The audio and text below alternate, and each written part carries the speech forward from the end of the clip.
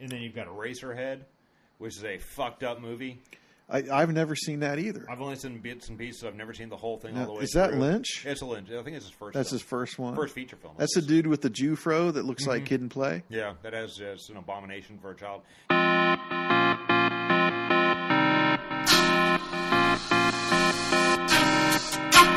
Hello and welcome to the Super 70 Podcast. Special report, Decades Rematch.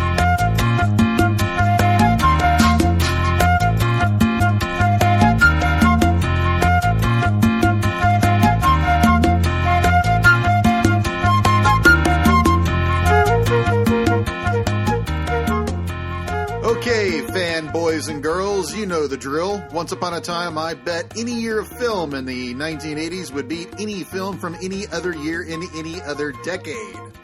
I flippantly told Dave 1984 would beat 1924, 1934, and so on.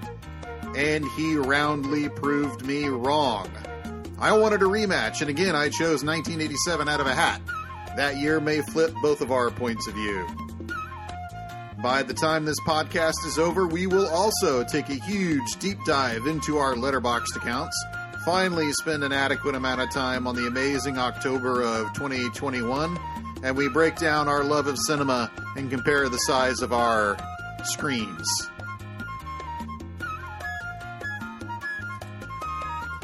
And we're back.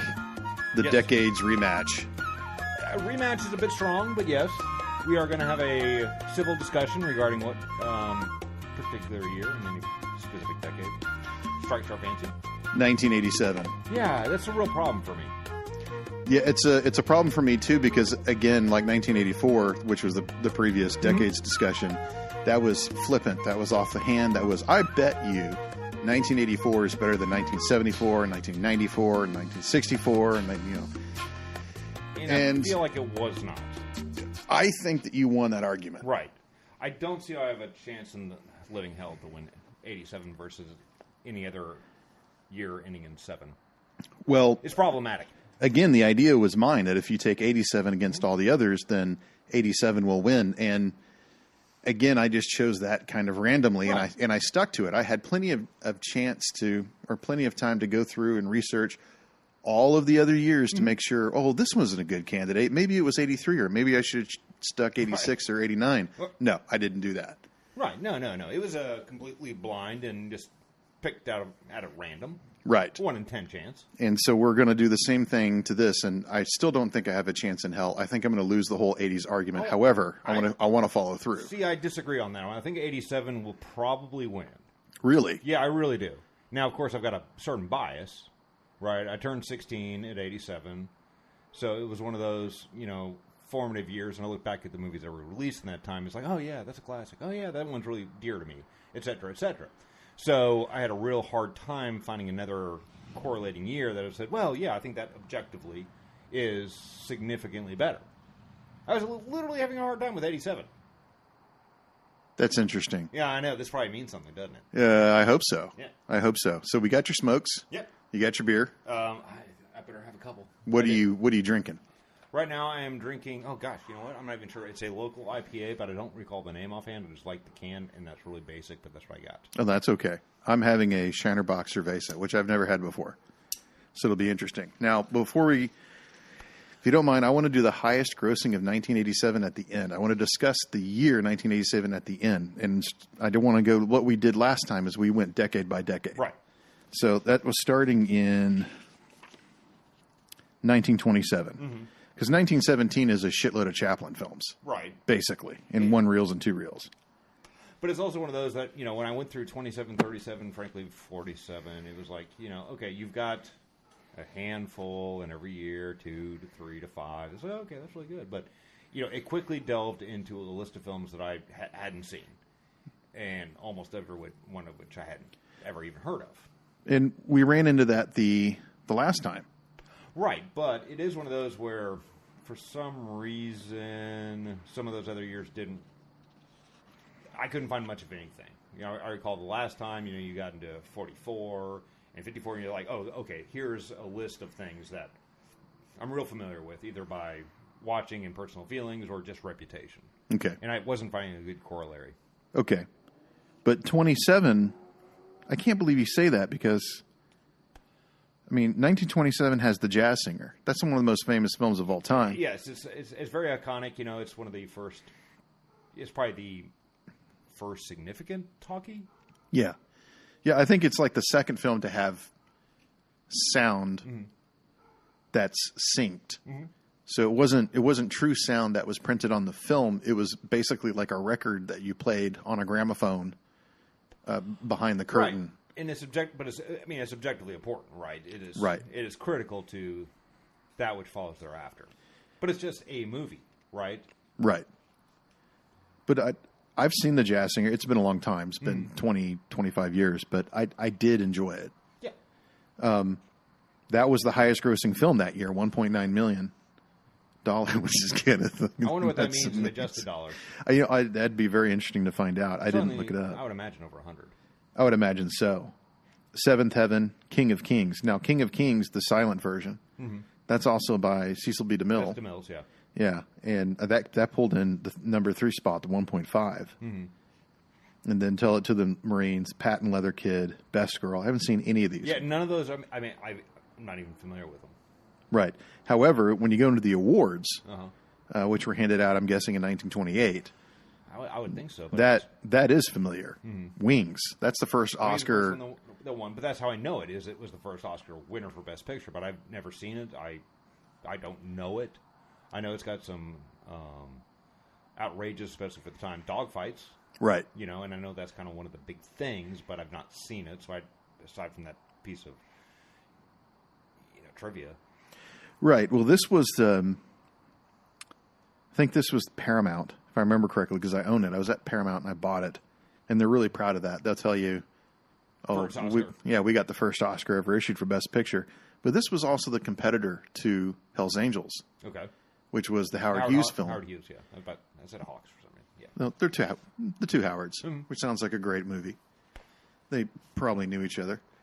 But Hell's Angels, the famous story was, Howard Hughes shot that for like 4 or 5 years, and then he finally finished it, and then The Jazz Singer came out, and he said, we have to have sound. So then it was like a $2 million movie, which for back then it was like, what is going on? Right? And the famous story of him, going to Louis Mayer, which I think is in the movie The Aviator. I think it is, yeah. That Scorsese did, which is a brilliant movie. I love that movie. And he asked Louis Mayer, can I borrow another one of your cameras? And Louis Mayer owned like 3.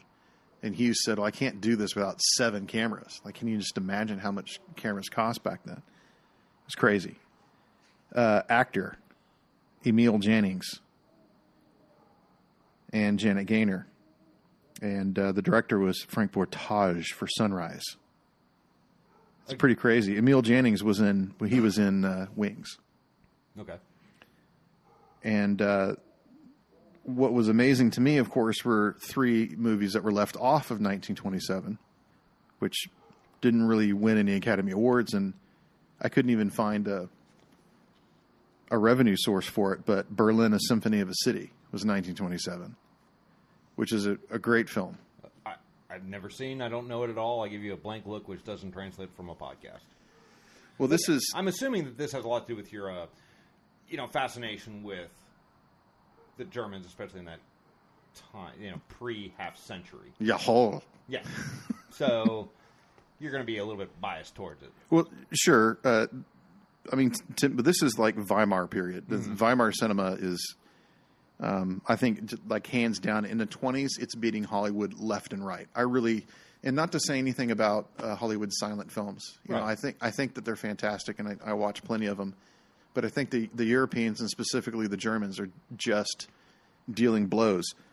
For Berlin, Symphony of a City is basically the idea of they handed out 10 cameras to 10 different directors, and they said, go out to Berlin and then shoot the city and shoot what life is like in Berlin over the course of a day.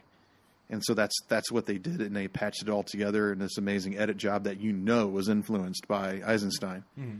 And that was what they came up with. It was so successful all over Europe that the Russians even did it. And they did the same thing over the Soviet Union, and that was called Man with a Movie Camera. Okay. Which I have also seen that film, and in my opinion, that one's even better than Berlin Symphony of a City. Now, 27 is, of course, the year of Metropolis. Right, it's a very indisputably significant achievement. I mean, I can't believe I've seen that film 3 times. That is a 3-hour silent film, and I've seen it 3 times. I mean, seen it 3 times either. Yeah, it's an amazing movie, and you know what the most patient part of that film is? Believe it or not, the dialogue. Mm-hmm. Just waiting for the cards. That's like, Jesus, this is taking too long. But as far as the montages and the acting, it's really quite good. And then, of course, October. Okay. Another Eisenstein film. Right. About, obviously, the October Revolution of 1917. I mean, and all those are, magnificent achievements, right? Mm-hmm. But it's also one of those where the volume of significantly cultural, impactful films, I just didn't see it in retrospect. In 1927? Right. Yeah. I mean, there's a few, and every year's going to have a few, but it was one of those where just from the total volume, it just didn't happen for me. 1937. In 1937, it's interesting, right? You got Snow White. Yes. The highest grossing film at $4.2 million. Mm-hmm. Yeah, and it's a phenomenon. I can only imagine what it was like when you went to go see it at the time. It's animated. It's in color. It's got to be one of those things that sort of like, kind of like Titanic. It's a piece of the zeitgeist, and obviously it still is. Yeah. Right. It's still a damn fine, entertaining movie. I think so. And a remarkably accomplished technical achievement. Yeah, and it's also wrapped up in Hollywood lore. Everyone who's interested in cinema now knows, Disney put everything on the line for Snow White and borrowed all the money that he could and mortgaged his house, and everything was riding on Snow White being this enormous success. And not only was it an enormous success, it far exceeded what even he thought it could do. Oh yeah, wildest dreams type stuff. Right, and he was able to grow Disney at an exponential rate when he was just doing these one-reel throwaways before then. And we say that now of, this is what was going on. Who gives a shit now what happened in 1937? But like you said in Titanic, everybody knew when Titanic came out the backstory of how that film was shot, right? Of James Cameron having this batshit crazy idea of this movie's going to cost $100 million. No movie had made $100 million before Titanic. So no, that's not true. I don't know if that's accurate, but go on. But the idea of a film costing that much, I mean, that's crazy. It's mind-boggling. Yeah. No, you're right. No, there are a lot of films before that. But I know what you're saying is it was definitely, it's like Cleopatra, right? Right. Where it was, even the casual filmgoer was aware of its existence and the struggles and just magnitude of the thing. And it was one of those things where, you got Cleopatra, and you've got, say, Waterworld, where even, Time magazine, as opposed to whatever the Entertainment Weekly of the, of the time would have been, right? Or Premiere Magazine, just where it was like, oh, this is now in just regular culture conversation, right? People at the time knew the story of Snow White. It was hugely impactful in entertainment, and it solidified Disney and his company as a major studio. Right. I mean, to the point to where... one of the most important studios. Yeah, well, 3 years later, when William Randolph Hearst offered to... when he threatened everyone in Hollywood with exposing them as Jews if they didn't do something about Citizen Kane, the 5 major studios got together and they pulled their money in order to buy the negative and destroy it, and one of those 5 was Walt Disney. Now, you think about being a ragtag warehouse bunch of animators in 1937 to being one of the 5th largest. I'm sure he was number 5, the 5th largest studio in Hollywood in a span of 3 years, 4 years. That's crazy success. Yeah, I mean, you don't see that these days. Yeah, and then number 2, Saratoga, never saw it. Maytime, Good Earth, Stella Dallas, Broadway Melody, Aha. 1.8 million that year. A Star Is Born. Right. Now, is that the first version or the second? I think this is the first version, and I believe that Judy Garland did one in the late 40s. Okay. Because there's been what? I think there's been 4, because the third version is Christopherson. Right. Yeah. And then Captain's Courageous, famous film. Lost Horizon, another famous film. A Day at the Rallies, which is a Marx Brothers. Which is always entertaining. Yeah. But Best Picture that year, The Life of Emile Zola. I think that was an Emile Jannings film. Best Director, Leo McCarey for The Awful Truth. Never saw it. Oh, really? That's really good. That's on Criterion, if I remember correctly. It is. It's a Cary Grant. Or HBO Irene Max. Dunn. I think both. Cary Grant and who? Irene Dunn. Okay. Best Actress, Louise Rayner for The Good Earth. Supporting actor went to Joseph Schildkrant for The Life of Emile Zola. Best supporting actress was Alice Brady for In Old Chicago. But 2 films came out this year that we shouldn't forget. Pepe Le Moco. Okay. Also in the Criterion Collection. And then Topper. Right. Now, I figure if you didn't bring that up, I'd be shocked. Yeah. And, Grand Illusion came out that same year. No. Yeah, it did. Yeah. Wow, you can really hear that. You can, but that's okay. It's a jet engine. I'm just lighting up my cigar. Go ahead. No, so, Make Way for Tomorrow.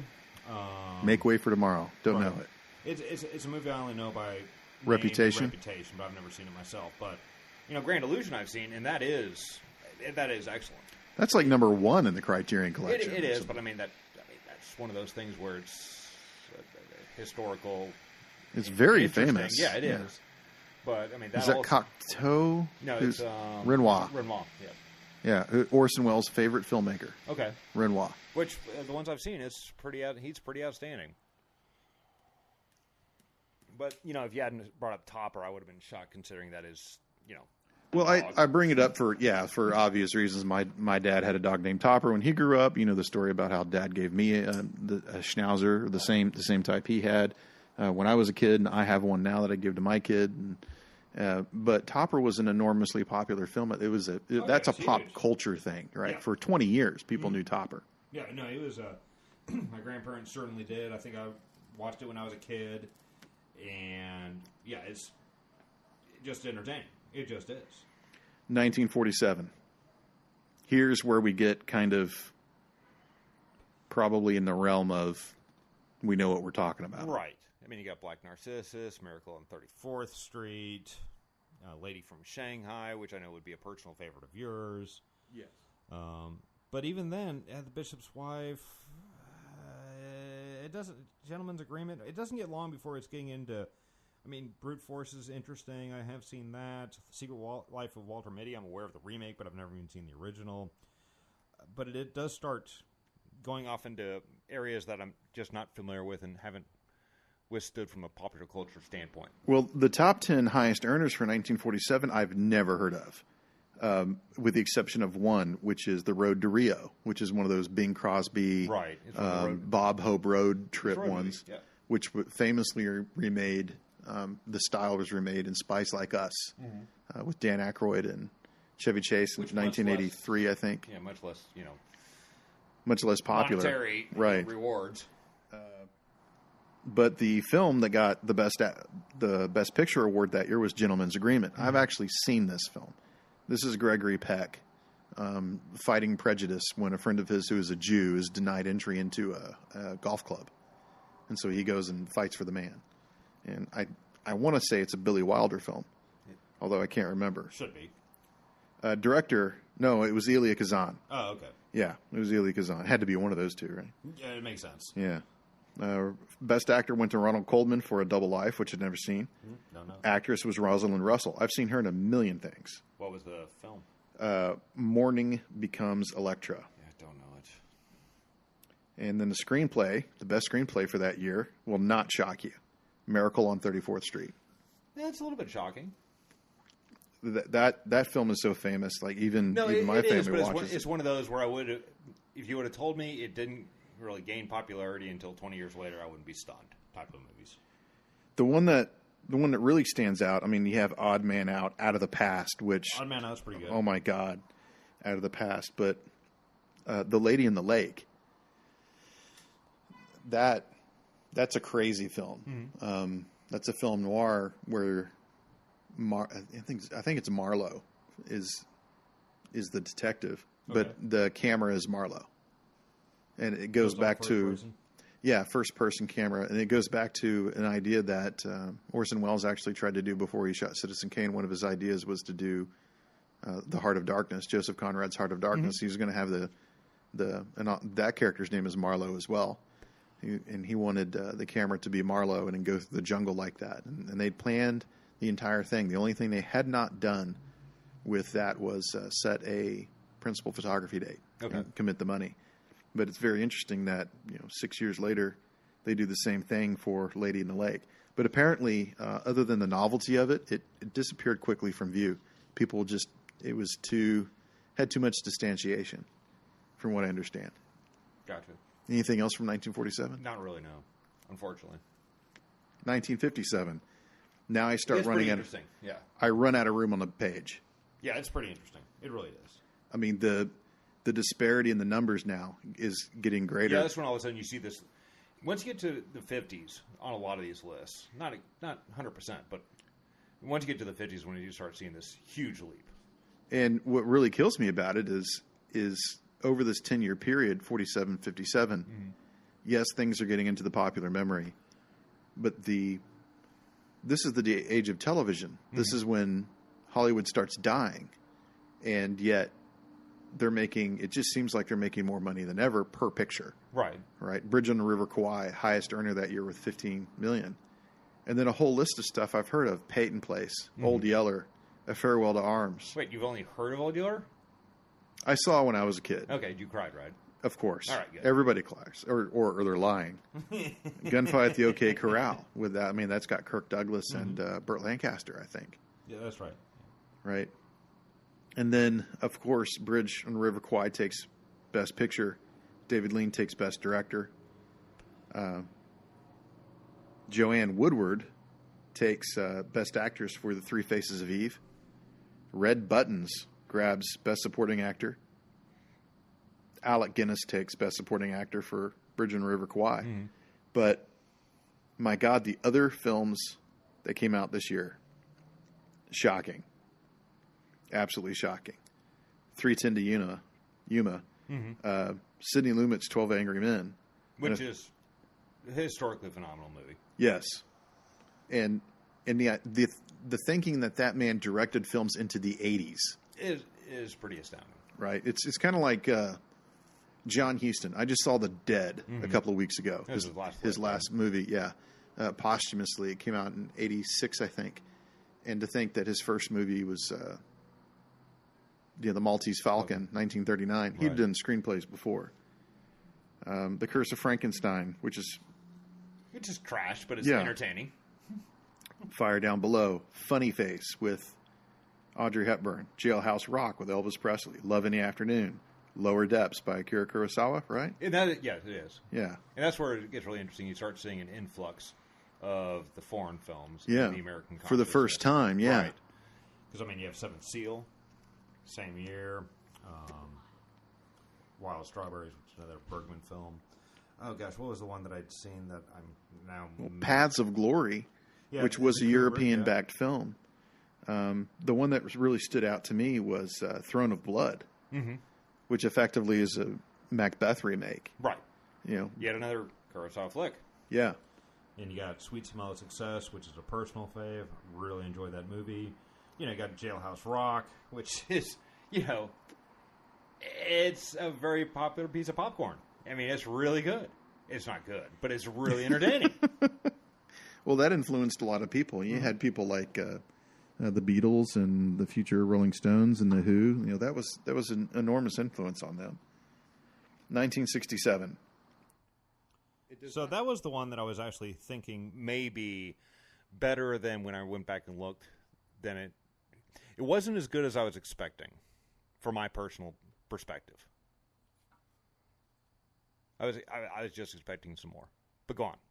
That's okay. So you think that this is the biggest competitor to 1987? No, I don't. That's the one that I probably expected to be the biggest competitor. And you were surprised when it wasn't? For me personally, yeah. Well, it doesn't surprise me that The Graduate is the highest earner, $43 million. But what surprises me is the second highest earner, Guess Who's Coming to Dinner, that is half of the income of The Graduate. Right. And this is kind of the first time where we see the second movie be so gets lapped, essentially. Right. Bonnie and Clyde was the third, $22 million. Dirty Dozen was the fourth, $20 million. Valley of the Dolls, $20 million. To Sir with Love, You Only Live Twice, $19 million. Thoroughly Modern Millie, The Jungle Book, $14 million. Camelot, my God, Camelot, $12 million. That's the film version of the play with Richard Burton, if I remember correctly. It's a musical. I don't know if Burton was in it or not. He might have been. I don't think he was in the. Well, I mean, I'm not sure if he was involved in this. Right. Yeah, memory does not serve me well. But the best film that year was In the Heat of the Night, which I'd seen that 3 or 4 times. That was famous when I was a kid. Yeah. Nowadays people don't really. They're kind of more. They're kind of lukewarm on it. Well, they go to the one they go to for the civil rights era is Guess Who's Coming to Dinner. Mm-hmm. They kind of leave In the Heat of the Night out. I think it's really unfortunate. There's lots of moments in The Heat of the Night that really hit me in my memory. It's a real powerful movie, and Rod Steiger's Oscar, I mean, at this point, is to a certain degree dismissed because Portier didn't win. Right. But it is one of those where it's like, well, if you watch the movie, it's a powerhouse performance by Steiger. It really is. It is, and every time, I mean, I completely understand people getting upset that Pontier didn't get it. I think his performance in it is absolutely stellar. Yeah. That moment at the end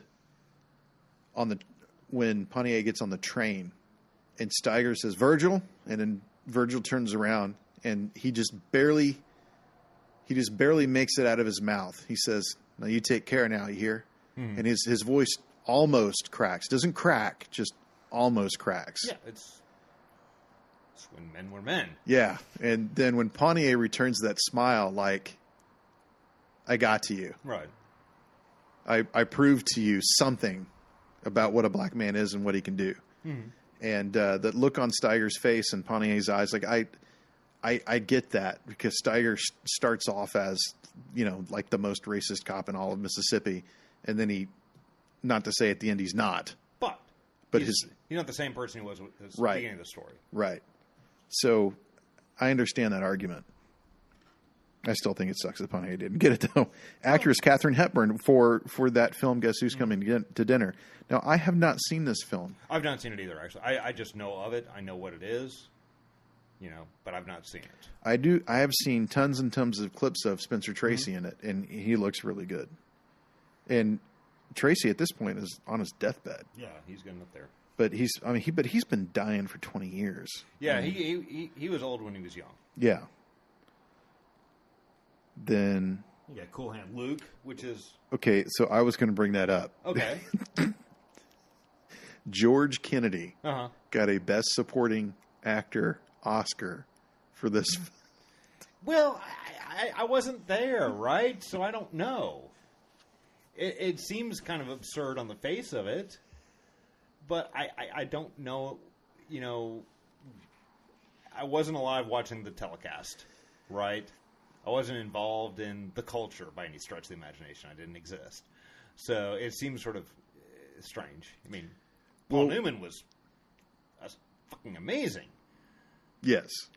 But Paul Newman is kind of always fucking amazing, frankly. Yeah, it's just, and we can't have to remember that as people who really remember the 80s. George Kennedy, by that time, was like a parody of himself. Yeah, very much. The Naked Gun movies and so forth, and he did a lot of comedy.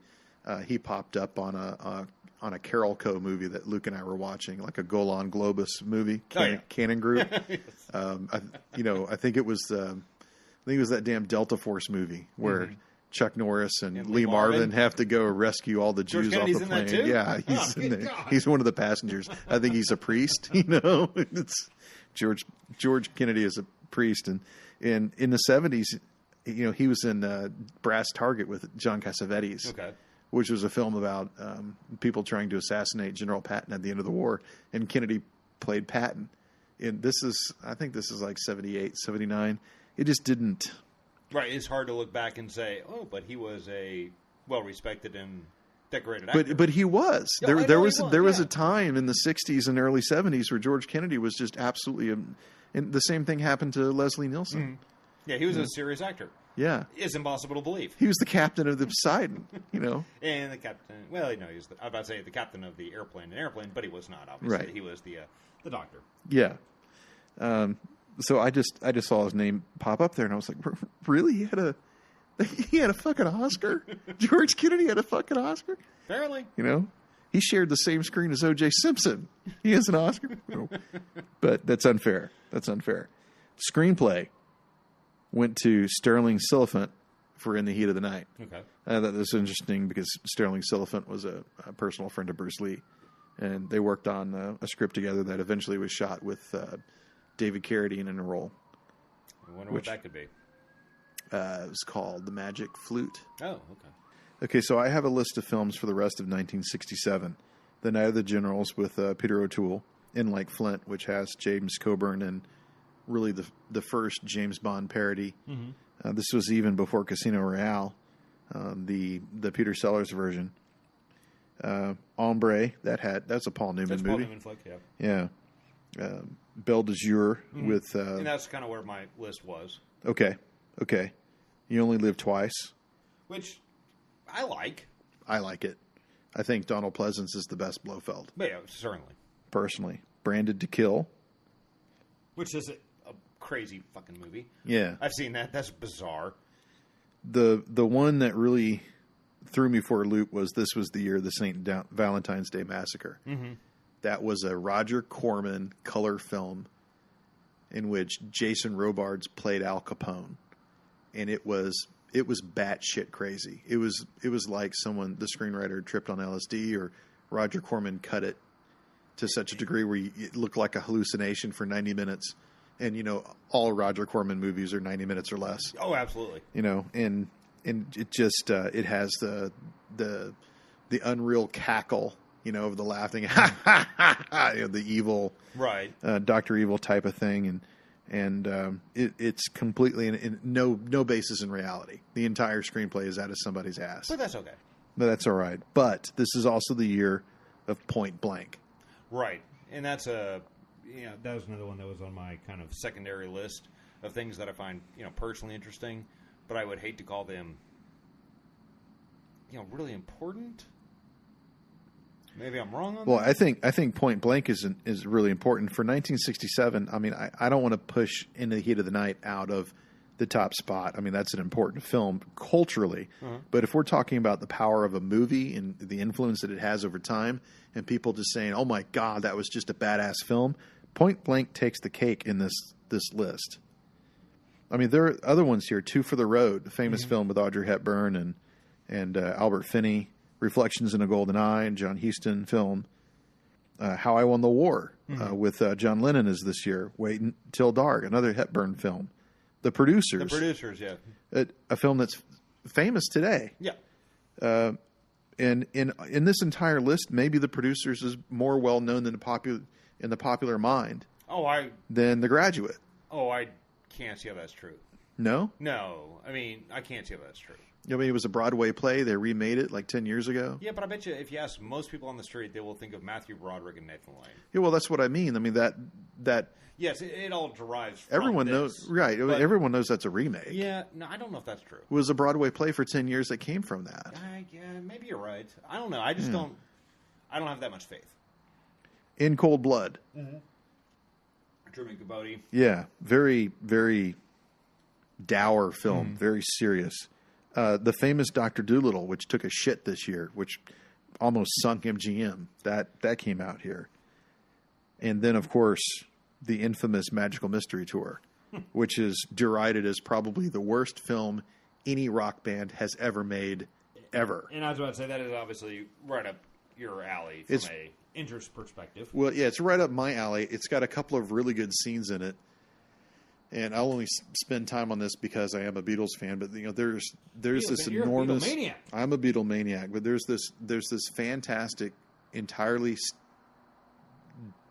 I don't even know, heavily choreographed dance scene in which the four of them are in white-tailed tuxedos, pulling off this very complicated one shot, and they're singing "Your Mother Should Know" that Paul McCartney wrote.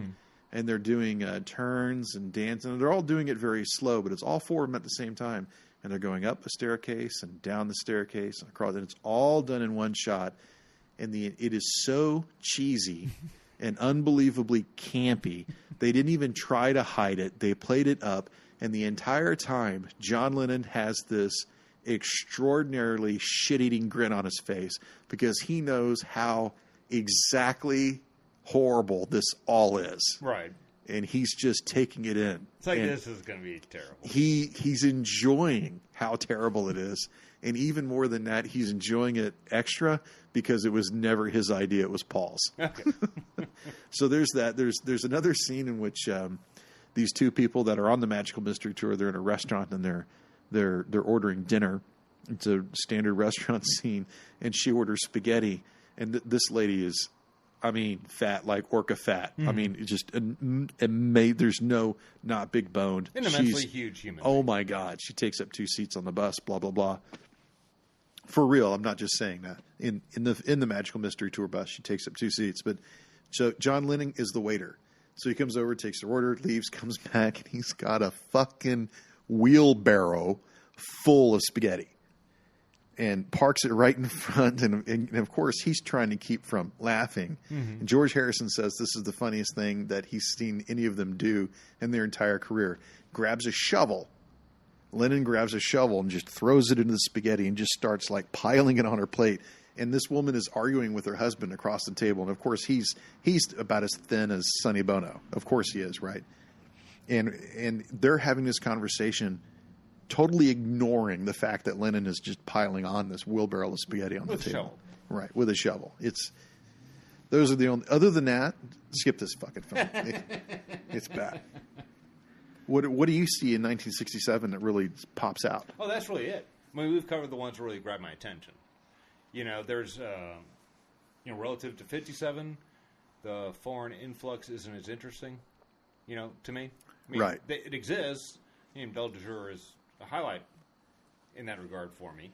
Okay, so I don't want to take too much of a tangent here, but sure. I mean, this is important to me since you brought up Belle de Jour, because you told me about that film when we were in college. Right. And I saw it on the foreign rack in Blockbuster or Hollywood Video or wherever it was, and this film. Oh, Dave's told me about this film. I'll take it. So I took it home and I watched it. Okay. It's not your bag. It's not my bag, but you're going to have to explain that to me a little bit. Oh, I don't know if I can. It's just one of those that for some reason I found it interesting. Especially from when I saw it, which was probably, 20 years later, which is crazy because now 20 years ago is 1987. But it's one of those where it seemed like it was shockingly perverse and subversive for what I imagined the time to be. Right? And Catherine Deneuve is just shockingly attractive. And they just kind of treat her like, well, not as respectfully as you would like. Yeah, well, the mud throwing scene where they're throwing mud on her face and then she's tied up in a park. Right, and it's just, and I have no idea how accurate it is to any single woman's fantasies, which a lot of it is, this woman's fantasies. It's nonsense, or it's 100% accurate. I have no idea. Last time I was a woman was never. But I just remember it being a very interesting movie, and I find it fascinating to the day. Yeah, she gets off on being degraded. Which we know that's the thing with some people, for sure. That's true, yeah. And whether or not it's a disorder, I couldn't tell you because I'm not a psychoanalyst. Oh, it's probably a disorder. I mean, that's not healthy stuff. No. Right? So, by default, it's almost got to be a disorder. But I just remember it being a kind of the juxtaposition between her classic beauty and the things that were happening. And it wasn't pornographic. It was getting there, but it wasn't there yet. Yeah. I don't think there's any nudity in the film. If there is, it's so fleeting. It's more of just suggestive stuff, is my recollection. But it is one of those that just kind of stuck with me. And it's probably a combination of what I was expecting, my age, etc. It's just kind of always stuck with me as something that was notable. Yeah.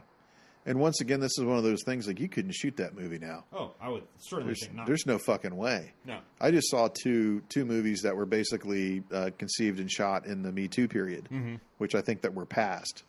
I think that were passed. I don't know, but The Last Duel and Last Night in Soho, which I want to get to talking about later. And there's no way that you could conceive of this idea and put it through now. the real trick of that film, after wondering where the fuck is this going for about an hour and 50 minutes, is at the very end with spoilers. Her husband is I believe shot in the back and paralyzed and can't see, and he's comatose and he's in a wheelchair, and it's all her fault. Right. And she's sitting at home like needle knitting, like just like any good wife is now. And then the camera pulls back and he gets out of the chair and he's like, "You want some tea?" And he's pouring her like a martini or something and shaking her, and he's catering to her, and that's her fantasy. Right. Is that this had never happened. That was a mind fuck. That was like, holy shit. Because the film just jumped off the ledge because you'd been introduced to her fantasies before, and all of her fantasies were really degrading, and then to be hit with that, like, Jesus Christ, she really took a turn. Yeah, it's just a weird flick. Yeah, but I mean, it's one of those I just find, it's just, to me, for whatever reason, I just find it interesting. It's very interesting. There's no doubt about that. 1977, which is one that I was really had high hopes for. I would think that this would be the main challenger to 87. Ironically, I don't think it is. You've got some, certified classics. There's the obvious big boys, right? You got Star Wars. You got Close Encounters. You got Annie Hall. You got, Saturday Night Fever, which is not my cup of tea, but it was undeniably ginormous. That was an enormous moneymaker, too. They shot that for nothing, and it made millions. Right, and then you've got some really interesting other things like, Sorcerer. Yeah. Came out then. Same weekend as Star Wars. Oh, I didn't know that. Yeah, and that's why... amazingly enough, I did not see that opening weekend. Yeah. William Friedkin went on to the Projection Booth podcast on the Sorcerer episode and talked about it, which I couldn't believe it. But he wanted a Blu-ray out of it, so I think he was prepping interest for trying to get it transferred to Blu-ray. And he was name-dropping, Tarantino loves this fucking film. Yeah, it's a great movie. All that. It's a fantastic movie. But it's not Star Wars. But he specifically talked about how what killed it was Star Wars. Yeah. He was very nice about saying, I'm not saying anything against George. I'm not saying anything about, but that's why my movie didn't do anything. And that's probably accurate. And then you've got Eraserhead, which is a fucked up movie. I've never seen that either. I've only seen bits and pieces. I've never seen the whole thing all the way through. Is that Lynch? It's a Lynch. I think it's his first That's film. his first one? First feature film. That's the dude with the Jew-fro that looks like Kid and Play? Yeah, that has an abomination for a child. It's a fucked up, probably not pleasant movie, frankly.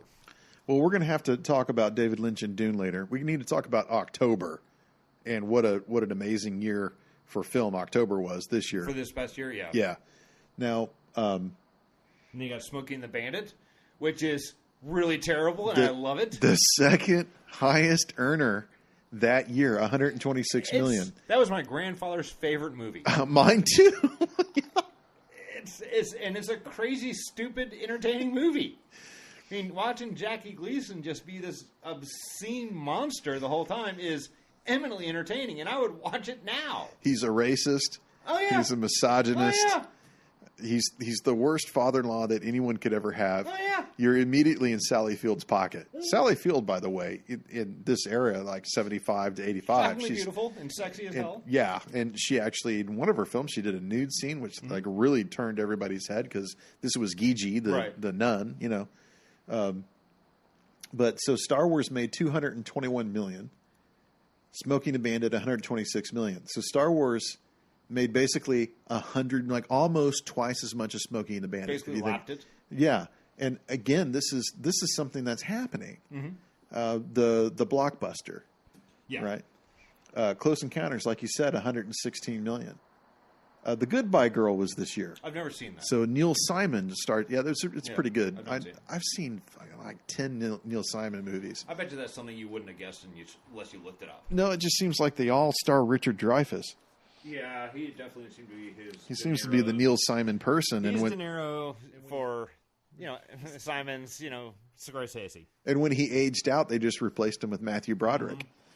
So, A Bridge Too Far, which, I mean, for me, like, I really enjoy that ensemble. That's like the last World War II ensemble film. Right. It was the last big kind of one like that before we started getting into the disaster genre. Robert Ryan was in that with Robert Redford. It had amazing stuff. James Caan. Then, of course, The Deep. Yes, Jacqueline Bisset. Thank Yeah, you. thank you very much Exactly. for making this movie. Jacqueline Bisset, Robert Shaw, one of his last films, and then Nick Nolte. The reason I bring this up is, Who had more illicit drugs or alcohol in their system? holy shit, between the three of them, I'm guessing it might be Nick Nolte. it might be Nick Nolte. He might have edged out Robert Shaw. It'd be tough, but he might be able to pull it off. Robert Shaw was a famous alcoholic who popped a shitload of pills. Oh, yeah. He was good at what he did. Yeah.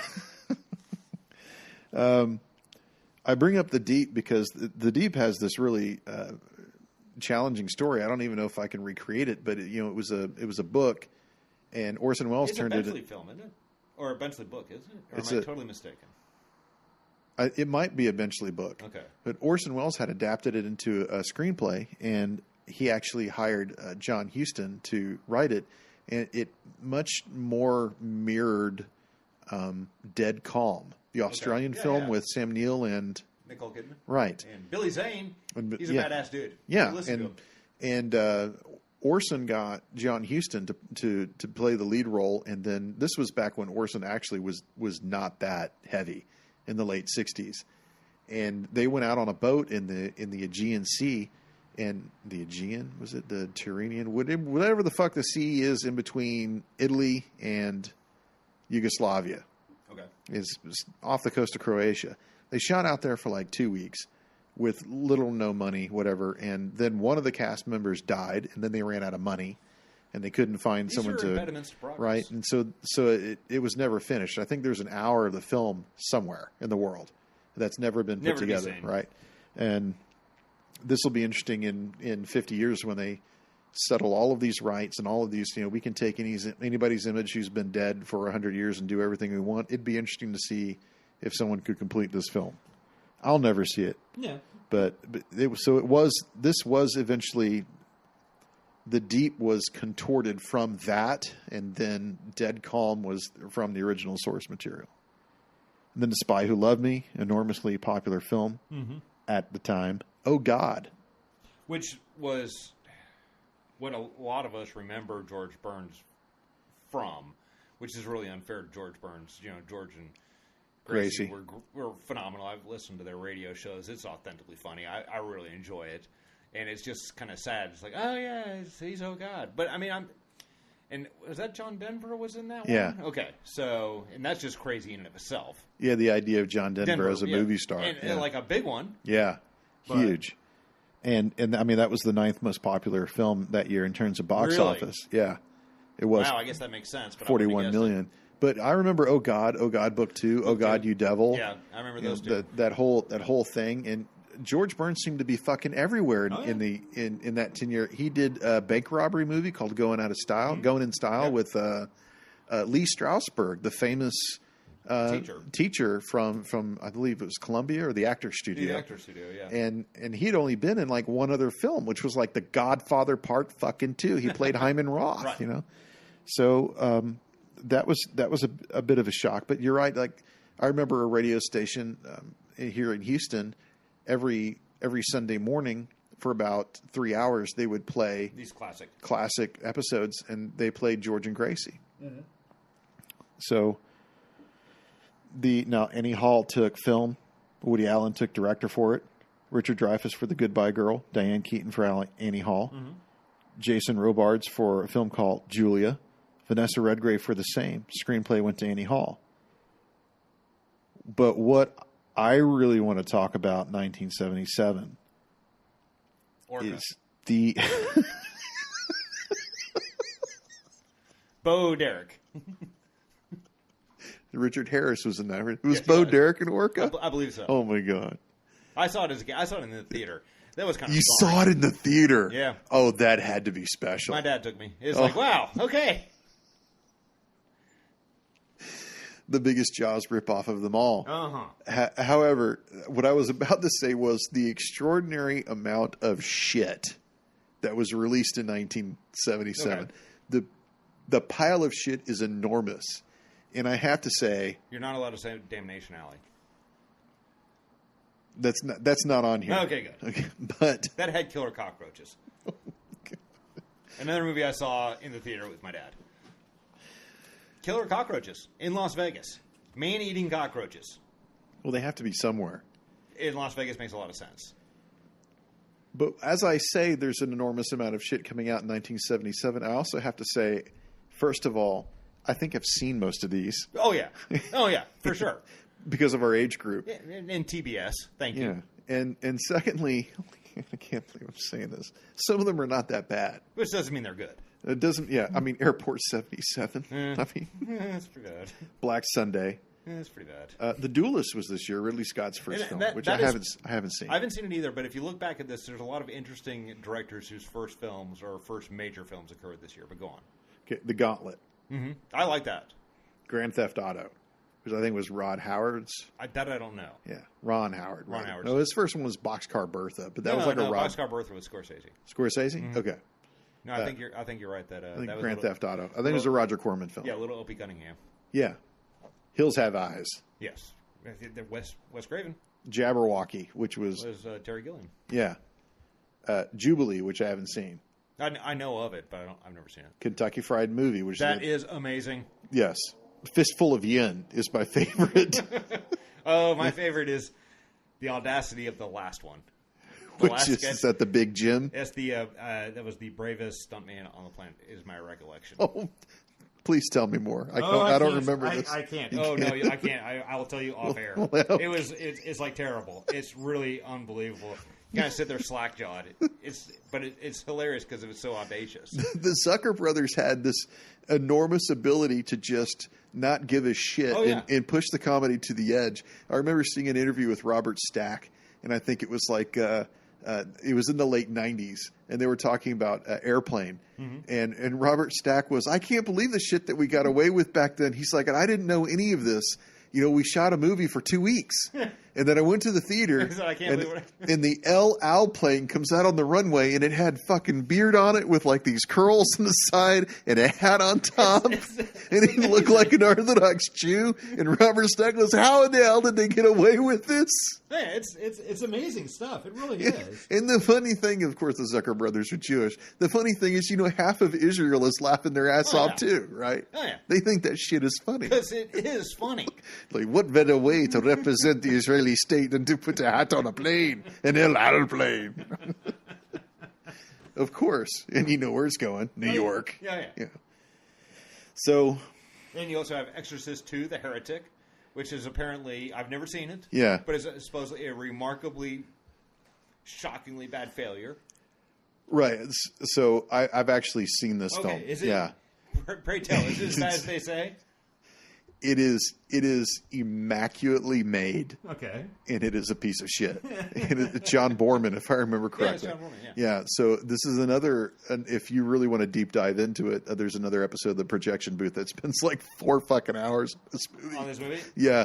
And they all say the same thing, like this was a noble effort. It's like exquisite and it's terrible. Because John Borman, I think he did Point Blank. Yeah, he with did. Lee Marvin, right? So he knew what he was doing. No, he did Excalibur, which is it's a touchstone in my life because, man, you're if anybody's actually listening, they're gonna be like, "Oh, this guy's a perv," because Helen Mirren. Oh, but, yeah. No, Helen Mirren was amazing. Yeah, she was. She and she's always been an amazing actress, but and she's always had this sexuality associated. Mm-hmm. Even when she's old, like I see her in Red, and I know she's in her 70s, but I can't get her out of my mind. Like she still exudes that feeling. And there are women that do Audrey Hepburn, Kathleen Turner, and there's dudes, and I know Nicole would leave me for Harrison Ford right now. So yeah, I mean it's the same type of thing. It's just like okay, Lauren Bacall, but of course she was in Caligula. That was the big one that everybody remembered, and everyone's just amazed that anyone had a career after that. But this was also Pumping Iron, the year of Pumping Iron. Yeah, Slapshot. Oh, I love Slapshot. Sorcerer. And like we said before, and the amazing piece of shit, Telephone. I've actually seen that too. Not in a long time. I think it was a kid when I saw that. But it's basically a dude waiting around for the phone to ring, and then the credits roll. It's like, oh, wow. Riveting. He's killing people with a telephone. Telephone, coming to a theater near you. Now, see, there are 2 other bonkers horror movies, which I've never seen. In 77? Yeah. That, I know by reputation, but I've never seen, so I can't speak to them. But they are classics. At least Suspiria certainly is. Right. Yeah, I haven't seen that either. But I mean, it's everybody knows it, right? And then there's also House, that Japanese crazy horror movie. Yes. Which again, I'm not saying you haven't seen that either. Now, was that remade into the house? No, it's different. It's not William Catt. It's like supposedly some psychedelic whack. Did you say William Catt? Yeah, he was the actor. Well, he was in the House movie that you were just referencing. Yeah, not the Japanese movie. Right. Okay. But what else was he in? Was he in Friday the 13th? No, that was Kevin Bacon. Yes. No, William Catt was in Greatest. He was in Carrie. That's where I know him from. Yeah. He was Travolta's friend. Yeah. He was the one who was the prom king. Right. Speaking of Carrie, just short aside, there was again like a 5-hour episode. Yeah, 4.5 hours. Yeah, projection booth. Nice shirt, by the way. Oh, thank you. Yeah, that's wearing a projection booth T-shirt to show my peeps some honesty. Okay. So should we bypass 87, or do you have more 77s on? Let's go straight to 97. Okay. And then we'll hit 87 on the back end. So 97 was one that I found, if I recall correctly, kind of a. Good God, where's my list? I apologize. 97 is crazy. Yeah, but in terms of just revenue alone. Yeah, but I mean, what does that mean? Titanic, $1.8 billion. Right. I mean, and Titanic is actually a good movie. Lost World, terrible movie, $68 million. So you're not talking about doubling it. You're talking about not even tripling it. You're this is 18 times. Right. No, it's number 2 spot. It was absolutely it's something that is hard to imagine how big it was because the monoculture doesn't exist. But this is what gets me about this list and the top earners list. Number 3, Men in Black. Dog shit. Yeah, Tomorrow Never Dies. Dog shit. Air Force One. Dog shit. No, that's not dog shit. It's trash, but it's not dog shit. Okay. As good as it gets, trash or dog shit? Probably trash. Liar, liar. Trash or dog shit? Not that it didn't have its funny moments. It's probably my favorite Jim Carrey comedy, but it's still trash. My Best Friend's Wedding. Trash or dog shit? That's probably dog shit. Okay, here's the first one where I'm like, oh, well, this isn't trash or dog shit. May not be a really good movie. Right. Fifth Element came in number 9. That is a crazy movie. I don't know if I still from the day I first saw it till now, I still don't know if I like that movie or not. But it is imaginative. It is got nothing but ingenuity going for it. It's one of Nicole's favorite science fiction movies. It's crazy. I mean, it is a lunatic movie. It is. It is absolutely bananas. Yeah, Gary Oldman with the Alabama accent is and Gary crazy. Oldman and Bruce Willis never meet in that movie. They shoot at each other. No, they don't. No. No, they never cross paths in the entire movie. That's pretty crazy. Full Monty, number 10. That was a force. That's good. Now, Boogie Nights. Was that this year fucking year? Yeah. And that Boogie Nights is tremendous. As you saw. The Game. Oh, yeah, Fincher. Yeah. Yeah. Excellent. Starship Troopers is personal favorite. Undeniable. Yeah. A masterpiece. I mean, Event Horizon I like, actually. Pass. Ah. Crash came out this year. Hard Which one? You're a PTA fan. Which the first Crash. The Cronenberg one? Yeah, fuck the wound in your leg Crash. Interesting flick. I don't know if it's good. I couldn't say I enjoyed it, but it's interesting. Spader's performance is amazing. Yeah. The Holly real Hunter was whacked up. She was, but I occasionally I think about Crash. It's got some amazing visuals in it that really bring across Cronenberg's point. Like I remember the initial Crash where James Spader's like dropped something in his car and then he hits another car head on. Right. And he's wearing a seatbelt. So he stops immediately, but then the first thing you see actually is a body fly through his windshield. And this dude dies in the passenger seat, like breaks his neck or something. And he looks forward and he came out of a car that just hit him and he was the passenger. And the driver was Holly Hunter. And they're looking at each other and her seatbelt saved her life too. but it ripped her shirt open and her right breast is hanging out. Right, I remember this. And it was this amazing moment where Cronenberg and it wasn't for very long. I think it was like a 2-second shot, but it instantly was relating the crash with sexuality. Right. And from that moment on, I didn't have any problem understanding the movie. No, I mean, but it's definitely a weird trip. It is. But, there were a lot of people I saw that I met that saw that movie. That, what the fuck is that movie about? That movie is confusing. That movie is sick or it's depraved or it's whatever. But that shot to me, like if you understand that 1-2 second shot, then you've got it. You don't feel that way. I still don't like the movie, but I understand it. Right. But you do have L.A. Confidential, which is tremendous. Masterpiece. Yeah, it really is probably the best movie of that entire year. And it also had Jackie Brown, which is a movie I desperately need to revisit because I haven't seen it since the theater. And I remember walking out being incredibly disappointed because I had it built up in my head what it was supposed to be, and that's not what I got. So I need to see it again because I do think it's much better than I ever remember. That's my son's favorite Tarantino movie, and we talked about this before. How he saw it without the baggage, and he thought, "Oh my God, that's the best." If you see in that range, I could see easily where it would. But I mean, there were people that were waiting for 2 years or something, or 3 years. It was one was Pulp Fiction was 94, so 94, 95, 96. They were like, "Oh, this is going to be great. This is going to be." And I think the buildup just couldn't. Yeah, what we were expecting. Like I said, what we got was not what we were expecting, which doesn't mean we didn't get what we deserved. Yeah, and you have Face Off, which is pass. Oh. That hurts. How can you pass on Face Off? What? I mean, I like John Woo. No, pause the bad guys. I gotta go here.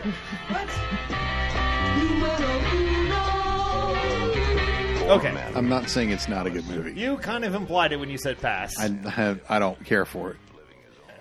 I mean, there are things that at the time I thought was really good. Nicolas Cage, grabbing that girl's ass in the beginning. Yeah, he's a priest.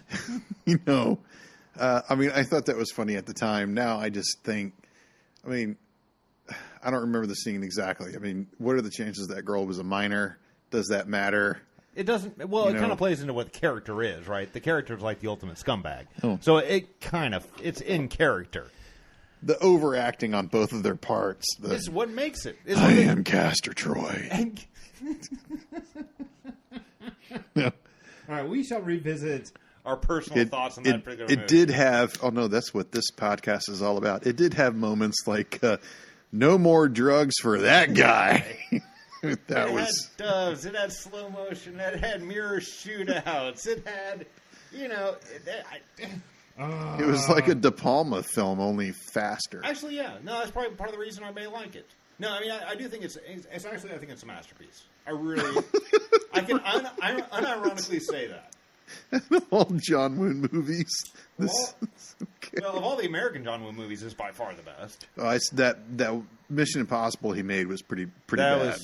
God, I wanted to like that movie. Yeah, I wanted to. I convinced myself for years I liked it, and it turns out I was wrong. Okay. I mean, Hard Target, I guess, was embarrassingly enough his second best. Yeah. Broken Arrow, didn't he do Broken Arrow? He did do Broken Arrow, but I think Hard Target might be better. Or at least I might enjoy it more. I think that's the one with Christian Slater and Travolta. And Travolta, yeah. I think I like that one. Yeah. And Contact was out this year in '97. Yeah, so you got to tell your funny story about Contact. Oh, God, I don't know what that is. It was years later, and I said, "Did you see Contact?" And you said, "Yeah, I saw it in the theater." And I said, so did you like it? And you said, "Well, it didn't change my life or anything." And I said, "Well, I wasn't expecting Matthew McConaughey and Jodie Foster to change your life, but then you had a great story." I don't even remember. I swear I don't even remember it. About how you were coming out of the theater with Nicole. And you were like, "Yeah, it's an okay flick. It's all right." This guy behind you or ahead of you was talking to his date. Mm-hmm. It's like, "Wow, I think that movie just changed my life." It was a pretty powerful film in the time, for sure. Another great analysis on the projection booth. If anyone has a chance to look it up, I'm gonna try to limit myself saying that. Okay. We're on 97 still? We are, but we can probably Okay. come Your close to the book on it. date film is on here. Yeah, Lost Highway. Yeah. Yeah, it's the first date I took my wife to. There's a theme here because I took my wife, our first date was Malice. Okay. Okay, which, nothing better than seeing Gwyneth Paltrow with her neck broken in a ditch for your first date with your future wife. My brother and his wife, their first date movie was Fatal Attraction. Ah. Yeah. So I sense a theme going on here. yes. Okay. Cube was actually a pretty good little science fiction horror movie from the day. Interesting. Cube? movie. Cube. Never saw it. Pretty interesting. Austin Powers was this year. That was a huge flick. Breakdown, which was like a desert noir, or at least it tried to be. Yeah. This was also the year of Con Air. Yeah. So, and now Put the bunny down. I'm not going to go too into Con Air, other than again another one of my son's favorite films. But Simon Pegg did a movie.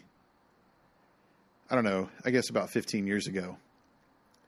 And I wish I could remember the name of it. I'm not going to spend time looking it up now. But effectively, what he was doing was he had a blog in his little town in England that had millions of followers. And this is back when you did that with blogs. This is before Facebook. This is before Twitter, and people just go to websites directly and read other people's thoughts. This blog was just world famous. Jeff Bridges, out of everybody in the fucking world, is running this high-end men's magazine in New York City. He's the publisher. Okay. And he said that he read this blog and he laughed his ass off for a whole day, just going through all of his posts. And he says, I have to have this guy on my staff. So he gives Simon Pegg a job in New York City. So he goes from this small town in rural England where basically he's Shaun from Shaun of the Dead, right? And then he's writing for this hoity-toity, like New Yorker type of magazine in Manhattan. And it is a recipe, hijinks ensue.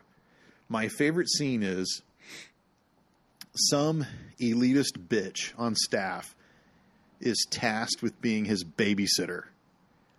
Show him around town, get him to meet people, give him some experiences that he can write about. They go to this art gallery, which is filled with these beret-wearing, left-hand backward smoking, bohemian assholes from the East Village who know everything there is to know about everything about art, including film. And they all start talking about their favorite film, which one is going to say Bergman, Right. one is going to say Hitchcock, and the third one is going to say a European director that no one's ever heard of, and everyone goes, who? And Simon Pegg is standing somewhat nearby, and he's drinking a beer, and he spits, and everyone's drinking like wine, right? Mm-hmm. He's drinking a beer. He spits out his beer, and he says, bullshit! The best movie ever made was Con Air. Simon West killed it. It's got everything you could ever want. And he might not be wrong. And, of course, my favorite scene is Cyrus the Virus, John Malkovich coming off the plane and saying, my exploits in prison is penal lore. So it had moments, but, I've never been a Michael Bay fan. Oh, I like Michael one of Bay his. didn't make it. Oh, really? Who? Yeah, Simon West. Simon West made it under the direction of Michael Bay.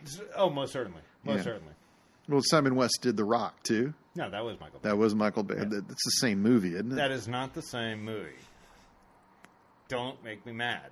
You've already pushed the buttons with his face-off. Pass. And then you also have Good Burger, of course, which is a classic. But you have Copland and Chasing Amy, which are both, inherently... Copland is exceptional. Yeah, and Chasing Amy is exceptional as well. It may be one of those that is viewed through the prism of today as, uneducated and, brutish, whatnot. But it's, it's a damn good movie. It's probably Kevin Smith's best. Well, he won the best film at the Independent Spirit Awards that year, I think, if I remember correctly. No, he's got it in him. What he does with it, it's hard to say. You can debate it. And then you got Trash Like the Saint, Devil's Own, which didn't even have a script after it was shot. Gross Point Blank. That's a great movie. That's a pretty good flick, yeah. Her Majesty Mrs. Brown. Underworld is this year. Okay. And it all went downhill from there. We got Speed 2. Wag the Dog, Mortal Kombat Annihilation. Yeah, it's one of those where it's pretty top heavy because U-Turn's Actually, an interesting flick. That's Oliver Stone. Yeah, that's a pretty Sean interesting Penn. flick. I think that's the only movie that, not to harp on the subject again, that Jennifer Lopez did nudity for. Oh, it did. I know that people very specifically went to see that film because of that. Because of that, I know because I was one of them, and I was really disappointed in the film as a whole because it just seemed like it was the same.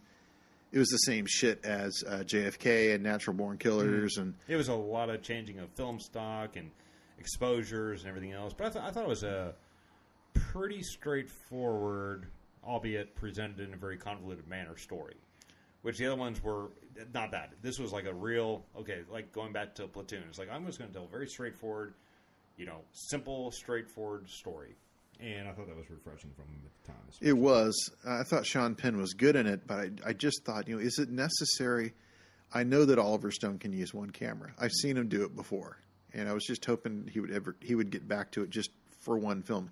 It didn't make sense to change it, particularly the saturation rates and the aperture rates. Like, why are you changing that? No, at the time, I need to watch it again. But it is one of those that, at the time, it's like, wow, this seems like way more than it needs to be. I think that was the end of his run. Like, he was running pretty hard since Salvador and Scarface. And I think that was, the U-Turn was where and I don't know, like, it might have even been a box office success because it didn't cost that much. No, it would be one of those that by default it probably did fine. Yeah. But, after that, there's not a whole lot that really jibes for me. Well, so it seems like when we turn the century, it's few and far between in terms of impact. It could be because it's closer to us, but 2007. Well, see, that's the one that I think. Okay, let's just jump ahead to 17. Really? Yeah, let's just do that. Okay. I don't know if there's anything in 17 that means much to me, to be Well, honest with you. on the high gross end, the highest grossing film of 2017 was The Last Jedi, $1.3 billion. Right. The next one was Beauty and the Beast, the live action, $1.2 billion. Then The Fate of the Furious, $1.2 billion. Despicable Me 3, $1 billion. Jumanji Remake, $962 million. Spider-Man Homecoming, $880 million. Wolf Warrior 2. Is this global box office, I presume? Yeah, 870. Guardians Volume 2, 863. Ragnarok, 853. Wonder Woman, 822. So this is everything in the top is 800 million and up, whereas 2007 it was 400 million up. Well, is it one of those? Let's make sure we're doing apples to apples, right? Because that sounds like it was global box office. No, I'm sorry. This is only domestic. That I pulled this off of Box Office Mojo, and they separate it. But what was that number 9 movie? Ragnarok? No, or 10. Wonder Woman. Well, you had one in there. I literally have never heard of. Yeah, Wolf Warrior 2. I think this is a typo on my end. Oh, okay. I don't even know Warrior. Was there another movie that said Warrior 2? Wasn't the Road Warrior? No.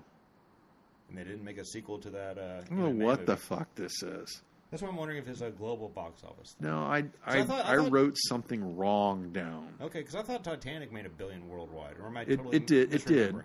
It did. Yeah.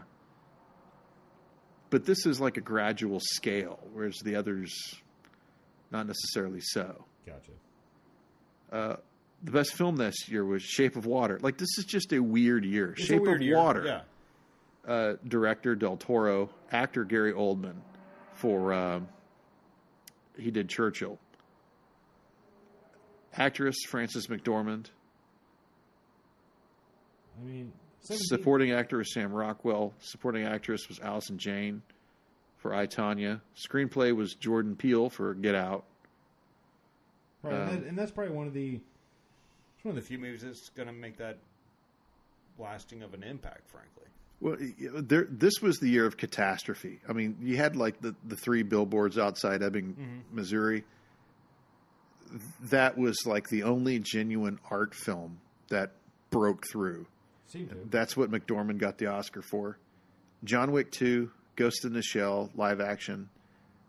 Going in Style, which was the remake of the one we were speaking of before. Right. Colossal. Baby Driver. Baby Driver, I enjoyed it. Yeah. You know, but Hollywood never made more money, but I have to say, like, out of all of these films, how many of these are going to stick around in out of that top 10, 10, 20 years? I mean, I just don't. It's hard to imagine it, right? I mean, you've got some things that I think will Probably end up being classics. You have Get Out. You have Lady Bird. Right. You've got, you know... Oh, yeah, Lady Bird is that year. Yeah, Dunkirk, which I don't particularly like, but I know is well regarded. Another movie that Tarantino loves. Yeah, But if you look at 97 and you look at 2017, it's like it's night and day in terms of creativity, sure. in terms of a voice. For sure. I mean, you got 2049. That was in 17. Yeah, it was. Which, you know, I really enjoyed that. 2049 was, I mean, that has to be the best film on this list It might be. for 17. I mean, I enjoyed Ragnarok, but it doesn't hold a candle to 2019. Not for me either. Yeah, but yeah, and Logan was in 17. And Logan was pretty outstanding. Yeah. No, that was shockingly good. But it is one of those where... Relative to, like you were saying, 10 years prior, or 20 years prior, rather, it's not even close. So now you want to go back to 2007? Well, we can either do 7 or 87. Well, let's do 2007. Okay, so 2007 is the one that kind of shocked me. That I think actually, for my money, gives 87 a run for its money. Okay. Which is admittedly unanticipated. You've got Zodiac. Oh, outstanding. You've got No Country for Old Men. Outstanding. There Will Be Blood. Outstanding. You have The Mist. Scary fucking movie. No, I never saw that one. You never saw The Mist? No. Okay. You've got Hot Fuzz, which is Outstanding. crazy entertaining. That's really good. Ratatouille. Not bad. Not bad. Michael Clayton. You've got the remake for 3:10 to Yuma. Fantastic. Those two, yeah. 300. Exactly. Superbad, which is a weird movie for me. You know, it's funny, but I don't know if I like it, but it may be one of those that I have to see again. You know, but I know it's well remembered to those that it impacted. Blades of Glory was this year. Yeah, exactly. In terms of a comedy, I mean, that was brilliant comedy. It may not be the best. No. But it was really smart. Sunshine was that year. I never saw that one. Oh, the first 2/3 are some of the best hard sci-fi I've ever seen. The last third is very unexpected and makes you wonder why it happened. But the first 2/3 almost makes it worth it. You know, Grindhouse was that year. Yeah. Which is... That had an enormous impact this year. So... Eastern Promises was this year. Right. The Assassination of Jesse James by the Coward Robert Ford. You have Paranormal Activity, which is a kind of a seismic shift in the horror genre of that year. Well, and you say horror. This was 28 weeks later. Yeah. Also came out this year. Wasn't that Danny Boyle? No, he did 28 days. Yeah. Okay, so this was a sequel. Yeah, this was a sequel. You had something... I mean, you had the Darjeeling Limited, which is my least favorite Wes Anderson movie, but... Yeah, I love that film. Yeah, it's still better than most movies. Yeah. You know? Yeah, Wes Anderson... We were talking about this before. Luke and I are watching everything in preparation for the French Dispatch, which I think comes out next week. And his bad film, his bottom of the barrel film, is better than most other people's It absolutely is. attempts. Absolutely is. Yeah. You had Juno, right? Juno, great film. You had Gone Baby Gone. I mean, this is kind of one of those last... certifiably great years. And Daniel Day-Lewis got the Oscar this year, I think, for Lincoln. Yeah, that's probably right. Right, and the Coens got it for No Country for Old Men. That pulled the Oscar. Marianne Cotillard got it for Le'Veon Rose. Javier Bardem For No Country. Yeah, Tilda Swinton for Michael Clayton. I mean, Michael Clayton was like a door slammer. Right.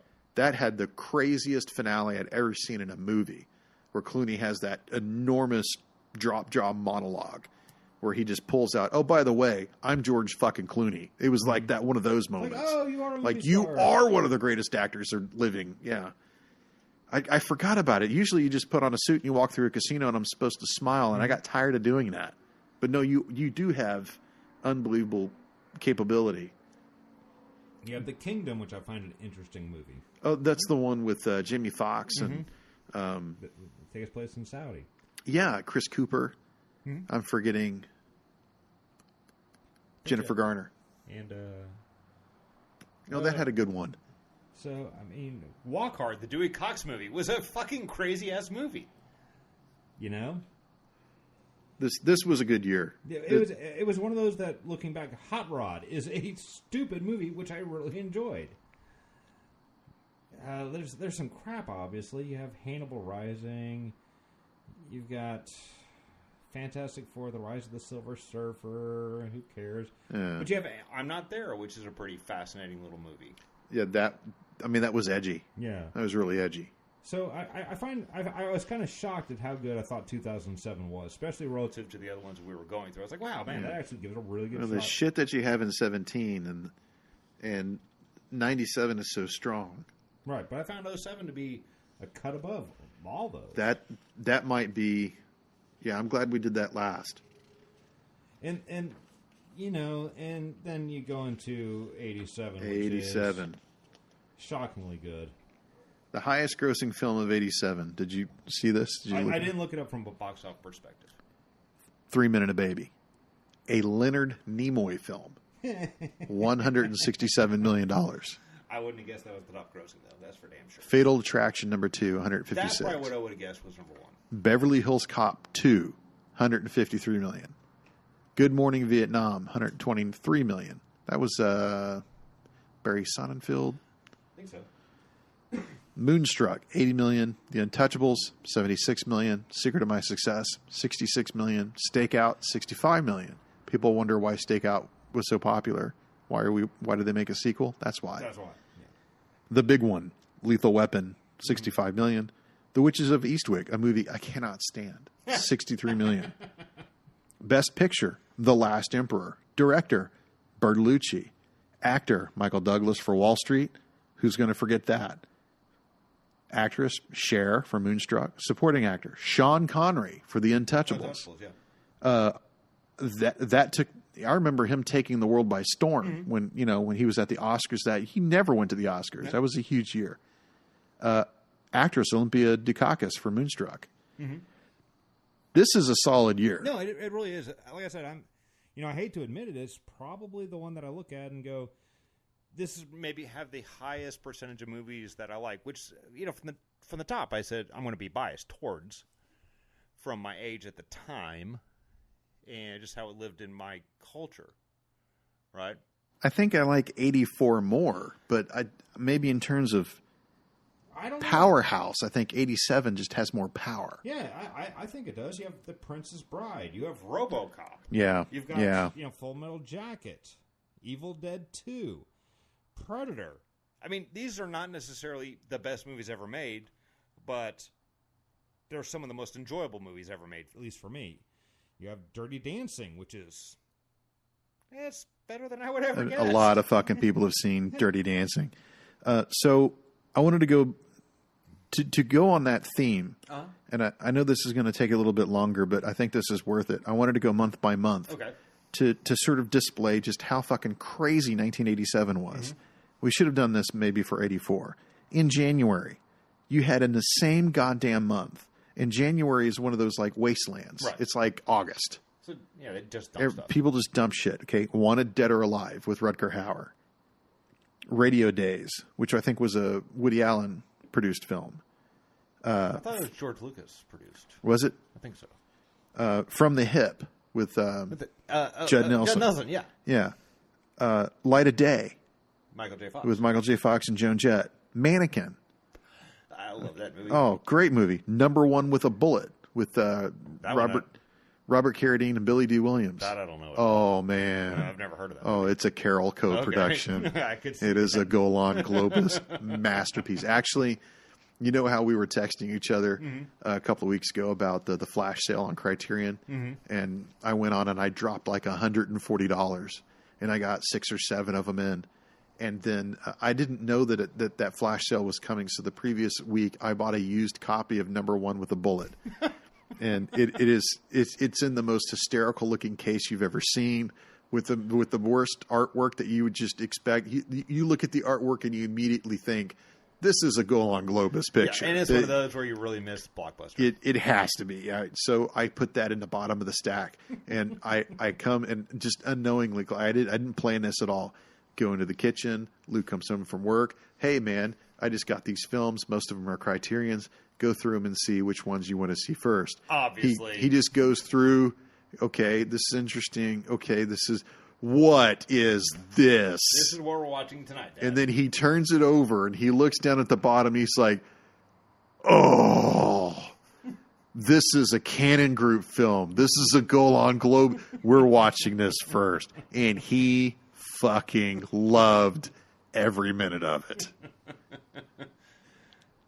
So we can make fun of it as much as we want. Last one, Some Kind of Wonderful. This is January. Well, most of those movies are kind of trash.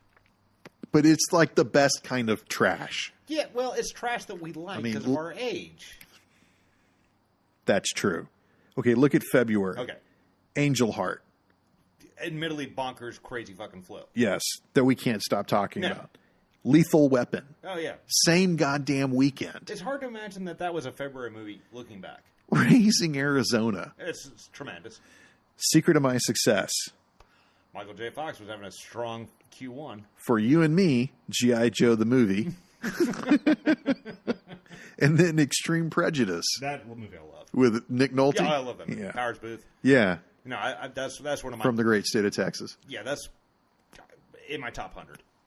Fucking love that movie. Really? Unironically love that movie. My buddy and I went to go see it, and we walked out just gobsmacked, saying that was one of the best action movies I've ever seen. That was a Walter Hill flip. Oh, was it? Yeah. Oh, I'm interested. I want to see it again now. I mean, it's a bloodbath. I like Walter Hill.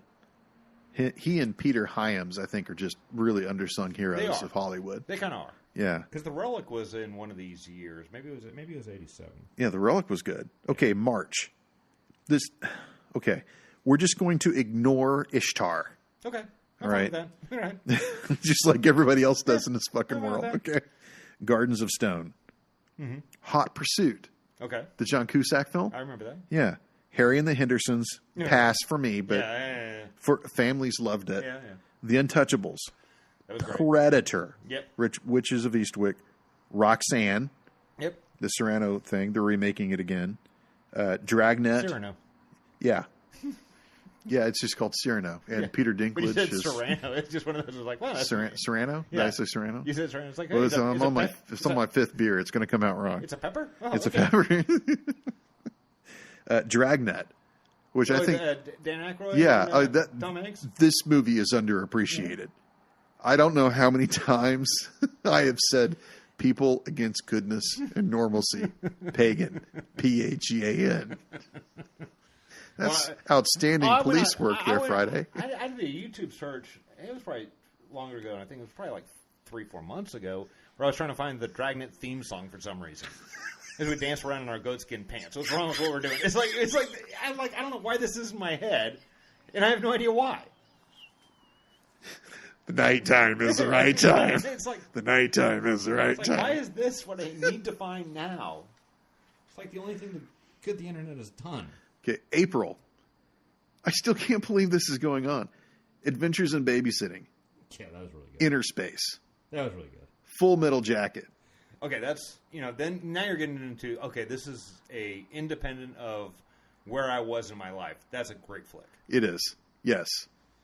That and obviously Mannequin. Jaws 4, The Revenge. Okay, that's fucking This terrible. time it's personal. It bounced it out. RoboCop. Again, it's a towering monument to greatness. La Bamba. That's pretty good. Yeah, pretty good. I like La Bamba. Summer School. Yeah, that's terrible. That's terrible, but I love it. Chainsaw Dave, Yep. The Living Daylights, and The Lost Boys. So to recap April, Full Metal Jacket, RoboCop, The Living Daylights, and Lost Boys in one goddamn month. You're talking about two movies that are authentically great and that two movies that we like. Right. Well, I mean, The Living Daylights, that was a big deal at the time. It was It Dalton's was. first film, and I think that No, Goldeneye was his first. Oh, you're right. No, You're right. right. Not Bronson. yeah, Duh. The Living Daylights, I think, it has the reputation of being the best Bond film since Connery left the first time, Right. and would be the best Bond film until Casino Royale. That could be. So, May, Stakeout. Unfortunately, let's just ignore Who's That Girl? Yeah, okay. Easy enough. Can't Buy Me Love. Charming. Monster Squad. Yeah, I don't know. Good for Kids. Yeah. No Way Out. Actually, a really good, conspiracy theory movie. Will Patton narrated the audiobook of Dr. Sleep. Okay. And I've been listening to it for the last month. And at the first 2 hours, I was like, can someone other than Will Patton narrate this, please? And then after that, you start like listening to his nuances and his acting, and I was really quite impressed. Dirty Dancing, The Big Easy, with Dennis Quaid Ellen Barkin. and Ned Beatty is Right. really good in this. Oh, that's right. He is in that. The Fourth Protocol Oh, that's vaguely familiar. with Pierce Brosnan and Michael Caine, and Matt Frewer is in that. Max Headroom, Oh, okay. That's his name? Catch the Wave, Coke. Yeah. House 2. With William Katt. Yeah. And Mate One. Okay, the John Sayles flick. Yeah. Okay. So, September. Wait. Was that August? That feels like you jumped. May, June, July, August. I skipped 3 months. Yeah. Yeah. Okay. Well, something went wrong there. I'm missing a page. Okay. Well, let's skip forward to September. Probably a pretty important page. It probably is. So, but September will blow your mind. Just 4 movies. Fatal Attraction, Hellraiser, which we can make fun of Hellraiser, but in the horror genre, I'm not making fun of Hellraiser. Hellraiser was an authentically frightening flick. that went through the roof. Yeah. The Principal with Jim Belushi, which was, as a genre pick, it succeeded. And then Bestseller, which is underappreciated hitman movie. October, let's just, forget Like Father, Like Son. Right. Prince of Darkness. Oh, I love Prince of Darkness. Yeah, so do I. The Hidden with Kyle MacLachlan. That's a fucked up movie. The Princess Bride.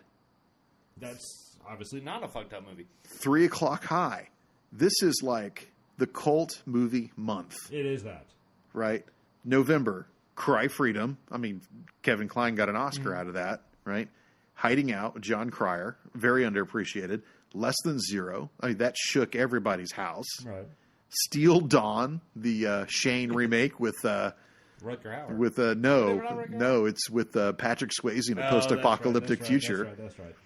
The Running Man, again, like an enormous movie at the time. Planes, Trains, and Automobiles. That stands the test of time. December, Wall Street, Eddie Murphy's Raw, Overboard, Moonstruck, The Last Emperor, Broadcast News, Empire of the Sun, Good Morning Vietnam. Now, December's kind of a cheat because everyone who wins an Oscar in March, they release all their shit in December. Right. So that they're ready for award season. There's But some waiting. that's, Wall Street, Moonstruck, Last Emperor, Empire of the Sun, Good Morning Vietnam. 1 month. One damn month. Yeah, exactly. It's hard. Every single week there was something worth seeing. I was pretty impressed with 1987. No, 87 is, like I said, then you got some other ones. You got With Nail and I. You've got, oh, shit. Apologies. That's all right. Near Dark. Catherine Bigelow's vampire Near Dark movie. is brilliant. Yeah, Brilliant. It really is. I can't believe you skipped the summer months, considering that there's going to be some big ones there. But 87, I found a really hard time arguing against. From a... I mean, like I said, I'm obviously biased. But it is one of those. Wings of Desire was that year. The best arm wrestling movie ever, and Over the Top was that year. There's some crap, though, because you have Police Academy 4, but that's always going to happen. Well, when you're making 400 movies a year... That's true. I mean, that's your worldwide output. But Hollywood used to do that by themselves in the 40s. That is true. No, I think that 87 is an exceptional year. And actually, looking through that, I think that 87 might be better than 84. It's just 84 has so many memorable films that really punch through, like Beverly Hills Cop and Back to the Future. Mm-hmm. Well, that was 85. But I was just sold on 84, just being, the Terminator came out in 84. But I really think that 87, I mean, it's really hard to overstate the importance of Lethal Weapon. Yeah. The only way that Lethal Weapon gets lost is next year Die Hard comes out. Mm-hmm. Which, it's one of those that Lethal Weapon was the pinnacle of action movies until that, paradigm changer. I mean, Die Hard is, that's a authentically classic movie. I think that we need to focus just a little bit on our obsession with Lethal Weapon. Okay. Now, I want you to start by telling us why we're obsessed with Lethal Weapon. Well, mainly because I want to know, but also mainly because I want to go over and get my phone so we can... because I need to go over and get my phone off the charger so that we can go through our Letterboxd in our next segment. Oh, okay. So, I mean, for me, Lethal Weapon is the standard bearer for buddy movies, period. Not buddy cop action movies, although that is obviously what it is. But the thing that made it real and interesting was that I completely bought the relationship between the two main characters the day that I saw it. There was no leaps of imagination or things that I had to work on an assumption. I just bought it because that bond between Gibson and Glover were seemingly very authentic. As far as I know, they're best friends in real life. I have no idea, but that's the way they certainly played off each other. They were some of the best duos ever. And, it's a Shane Black-written film, which he is always kind of perverse but interesting. And that played into that movie as well. And I think a lot of it is that it then played into Lethal Weapon 2, which is kind of a masterpiece. Lethal Weapon is a damn fine, entertaining movie. But I think where I remember most fondly for itself is what it led into. With Lethal Weapon 2, it was just it was kind of not quite on Die Hard level from an action 80s movie, but it's getting pretty goddamn close. Yeah, Lethal Weapon 2 was, and I love Lethal Weapon 2 as a sequel, but it was much more closer to Die Hard than it was to Lethal Weapon. Right. Yeah. But it is one of those where there was a natural progression, and it made sense, and then it just turned it up a notch to about the closest thing to Die Hard that we had at the time. What was that, 3 years later? I think that it was, yeah. So, but Lethal Weapon itself, I think the thing that worked was the relationship between the two actors, and it was just shockingly authentic. You wanted to hang out with them for 4 hours or 6 hours. And you really got that sense in Lethal Weapon, too. We should point people to that fantastic episode on the Rewatchables when they went over Lethal Weapon, which I thought was a fantastic episode.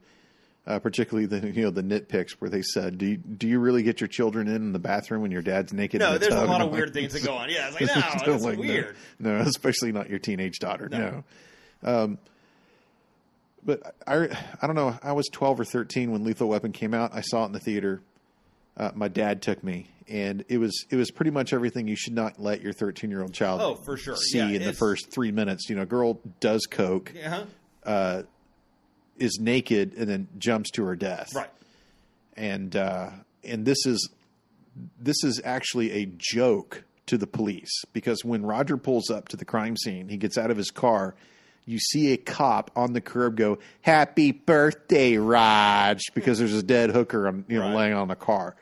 This was so morbid in terms of an opening. It was dead serious, like a film noir.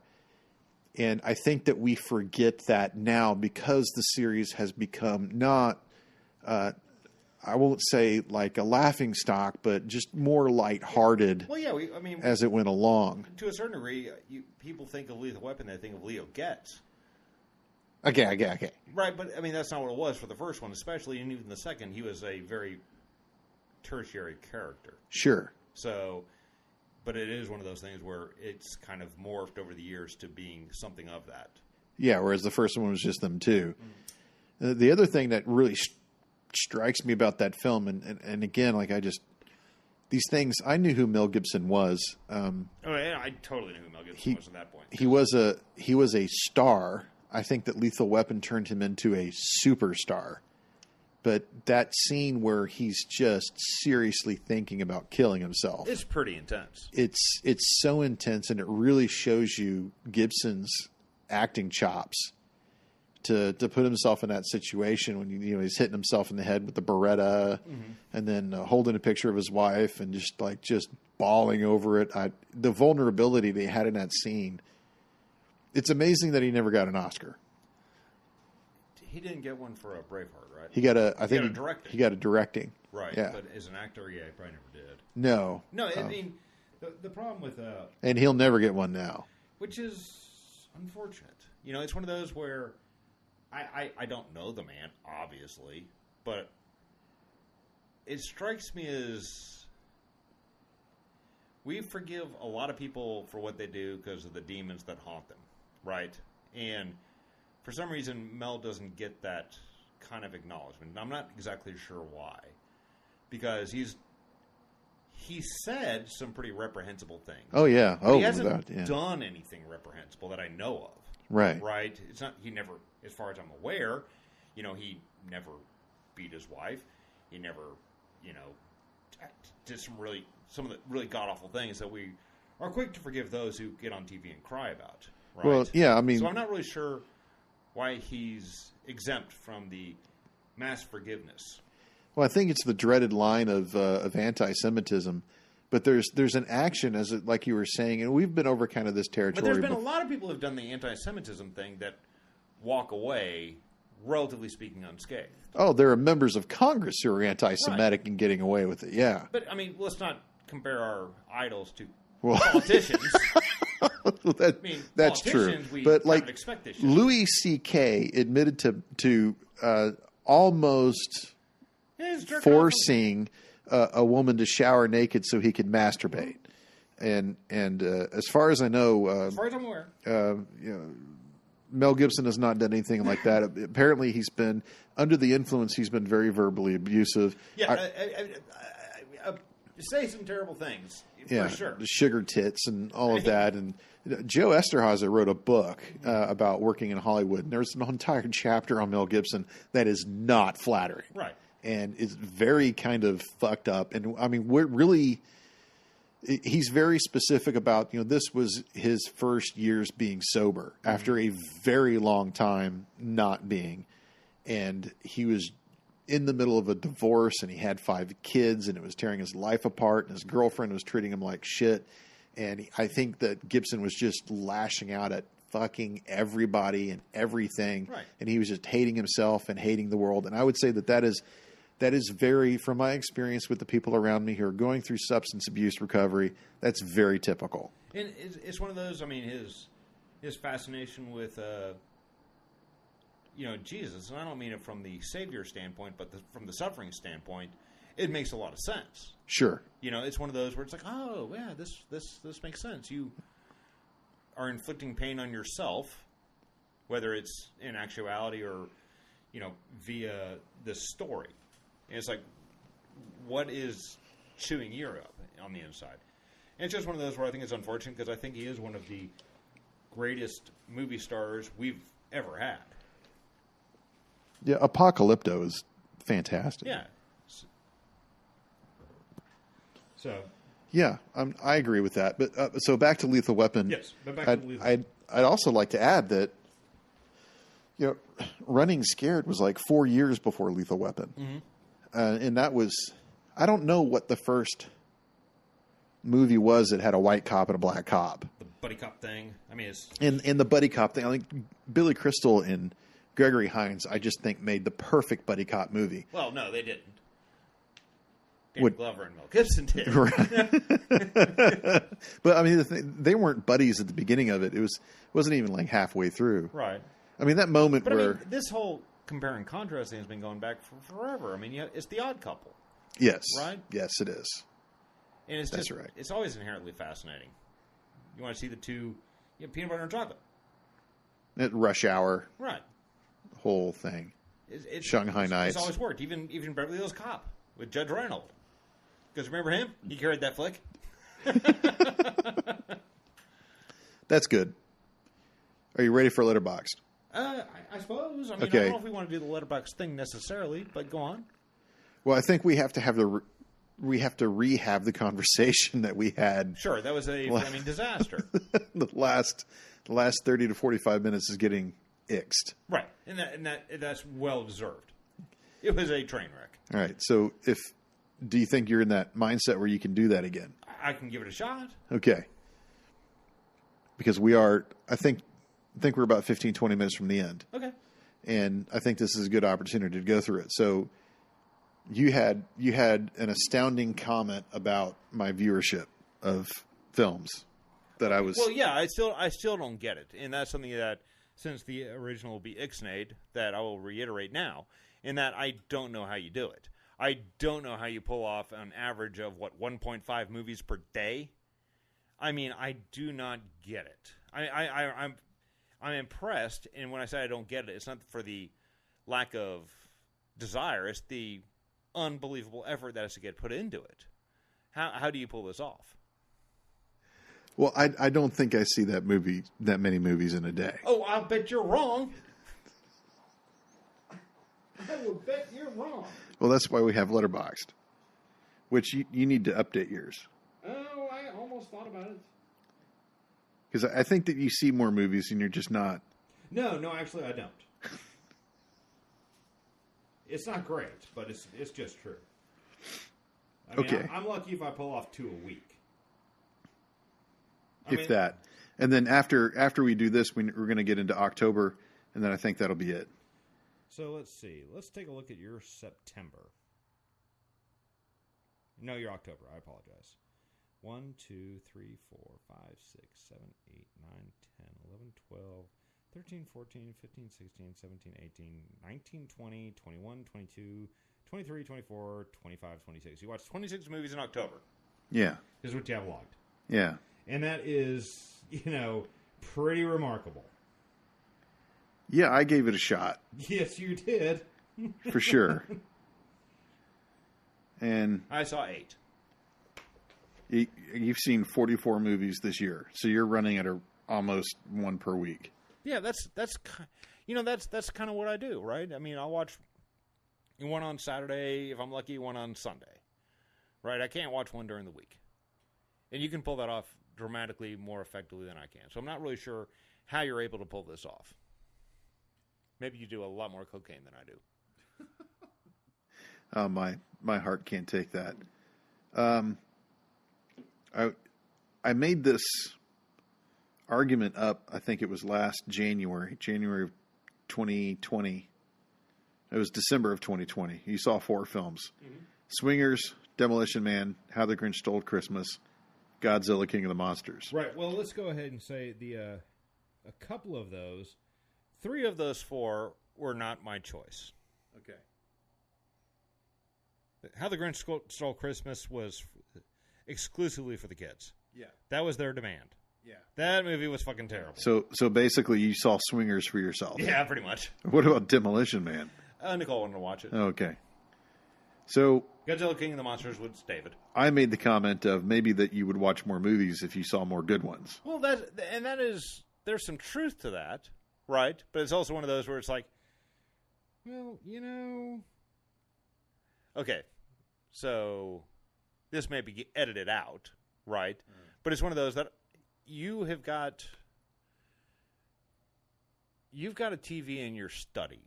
Yes. Right? And you've got the big-ass movie theater upstairs. Yes. And you've got a TV in the living room. Yes. And I presume you have one in your bedroom. Yes. And then your son has one. Yes. And your daughter has one. Yes. So I'm presuming that's... How many is that? That's got to be, what, 6?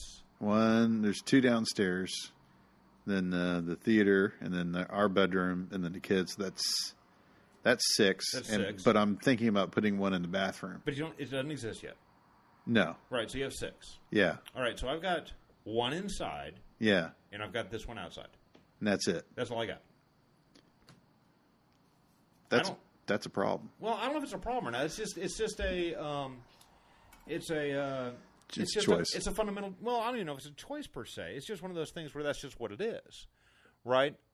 Haven't ever had we had a TV in our bedroom for maybe a year and a half, but it just didn't get used. The kids never had TVs in the bedrooms, and it's not one of those things where we're too good for it. It's just it wasn't the thing. So, and again, this is not one of those things where there's a right or a wrong, but I don't go off to watch movies by myself, which is good and bad, right? I know you have the opportunity to do so, right? But a lot of times when I'm back, it's like, get home, we'll eat dinner, and then, okay, well, what are we watching? And it'll be a TV show, right? And sometimes I'm just so exhausted, I don't want to watch anything good, so I will watch trash. So it's one of those where I don't disagree with you, where if I watched better movies, and taking from almost exactly a year ago is almost unfair, because I'm like anyone else. I have my ups and downs of watching good shit and absolute crap. Sometimes I want to watch crap, and I'm fine with that. So I think that that's just a fundamental difference, that I don't have, that TV in the study, which you're able to go utilize, right? And I suspect, and I don't know this, that you're up much later than your wife, is my speculation. Oh, yeah. So in my world, it's just flipped. I go to bed. If I'm not in bed by 10, I'm kind of a cranky motherfucker. And then again, nobody wants to watch that crazy black and white French movie with me. So that's another issue. I think there's 2 things going on with me. I mean, the first one is, well, I put a screen in my study solely so that I could do the Super 70 podcast. Right. Again, don't. I mean, I don't see it as judgmental. I don't see it as I just want to make sure. Yeah. It's just one of those. I wanted to phrase it. It's like, this isn't anything beyond just a. Yeah. Just the difference. Right. Yeah. So that's why I have that one, and I was relying heavily on that one. However, when I got my projector upstairs, and I'm not going to go into it, but it was like falling out of the sky luck that I got that projector. Yeah. I mean, you told me the story. It's pretty remarkable. Yeah. And so I just. You have to use it then. I spend a lot of my time up there because I love film. We both love film. Oh, yeah. I like seeing it as large as possible, and I'm in this mode now where ever since 2049, I took my son to see 2049, and me and my kids, and my wife and I really enjoy cinema, and have been doing it for years. And we raised the kids up that way. We're all big Marvel fans. Blah blah blah blah blah. Right. But really, since Luke saw 2049, he started it snapped. Somewhere in him, he was like, I get it. Mm-hmm. I get film as art. And ever since then, he has been up for seeing anything. Like this morning, we watched Stalag 17, like I told you. Right. And tomorrow, he wants to watch Before Sunrise before he goes to work. He wants to start the Before trilogy. And actually, I forgot to mention this to you. I watched that in October. Yeah. I forgot to mention this too, but I need to borrow your Criterion for Rushmore and Bottle Rocket. Okay. Because we got to see those before the French Dispatch next week. I thought you already had. Okay. I thought that I did too, but I don't know where they are. I searched the house for them, and I thought you gave me DVD copies. I don't know. I thought you made copies of the ones that I had, but independent of that, no yeah, problem. they're not in my flip Yeah, books. no worries. For my listeners, I've got thousands of DVDs, thousands of movies. So, So I come home every day, and I break open my laptop from work, and I go upstairs and I watch movies, and I answer emails and do spreadsheets and shit, and wait for Luke to come home. And then when Luke comes home, we watch whatever it is that he whatever that day wants to watch. Yeah, and upstairs we've got my movie collection is downstairs, but upstairs in the theater room, I've got video discs, laser discs, DVDs, Blu-rays. The Fire Stick is plugged in, so we have the Criterion Channel and Hulu and HBO Max, and we just go from one to the other and just try to knock out just as much as we can. And Luke is he's a senior now in high school, and he's very, very familiar with, I need to see as many movies as I can with Dad before things get to the point where we can't do this anymore. Yeah. And we're prepared for a lifetime of this. I mean, Luke and I have prepared for, 10 years from now when I'm, oh my God. Much older than you are now. Fucking 56. And he's going to be 27. We're still going to be calling each other, texting each other. Let's meet at the theater on Saturday, or come over to the house on this day so we can watch this. He knows now at his age, this is the way that we're going to live our life. We're going to watch as many movies as we can together forever. And the women in the house, my wife and my daughter, are just going to stand by and let it happen. But I am seriously thinking about putting this is horrible. If my parents ever knew this 20 years ago, they would put a stop to it. But I'm thinking about putting one in the bathroom. Okay. Why? Because I want to be in the tub. Oh, okay. I want to be in the tub and watch movies. I used to want to be in the tub and read, but now I just want to sit and soak and watch Humphrey Bogart. Of course. When's the last time you took a bath? Do you take baths? I do. Are you a bath person? I'm a bath person. Oh my gosh. I fucking love baths. I cannot remember literally the last time I took a bath. I can't right now too, but I mean I don't do them every day. You did one last year, showers. Or this year, I suspect. I do, but one of the things now that I normally listen to podcasts. Right. I listen to podcasts 24/7. I fucking wake up, I listen to podcasts on the way to work, at work, on my way home. I listen to 5 or 6 podcasts a day. And good God, I know. I'm lucky if I pull off 1.5. I mean, everyone to NPR News, to Texas Tribune updates, to BBC documentaries, to the rewatchables and the projection booth, and the plot thickens. And there's this one I just recently found on Bruce Willis that was fucking astounding. I don't doubt that. And I'm just deep into podcasts, and that's what I normally do when I'm in the tub. And I'm thinking I'm going to have to scale back my podcast so I can kick my cinema up a notch. Okay. And I think that's going to require a TV in the bathroom. All right. Well, I mean, all power to you. Okay, so let's talk about October. Yes, October. And I'm sure this is, if nothing else, a function of a couple different things, right? Number one, okay, we're just having good movies come out, period. Right? That's certainly a thing. But also, it's we're finally starting to get through the bullshit, right? Now, independent of your feelings on the pandemic or plandemic, however you want to call it, it's there's some degree of normalcy that's reoccurring, right? Now we're in Texas, so the normalcy has been around for quite a long time, but that doesn't mean that movies have been released, right? So that's another thing, is that these things are starting to come out to the public. So I don't know necessarily what it is. It's probably more the latter than it is the former. But there sure seems to be some movies coming out that's like, okay, I wanted to see, or I did see, that I really enjoyed. I mean, in the primary two... Oh, go ahead. No, on my end was Dune and The Last Night in Soho. Well, yeah, I think that was the apex of October. But it started off with Carnage. Okay, I didn't see that. Yeah, which wound up being actually a pretty damn good sequel. From what I've heard, it's like better than most people would ever expect it to be. I didn't think it was going to be that good. Yeah. And I liked the tit for tat between Carnage and Venom, for sure. Another one was,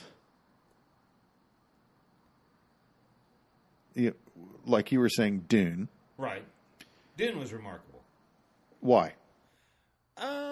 Because it was a very serious movie. And I appreciated that.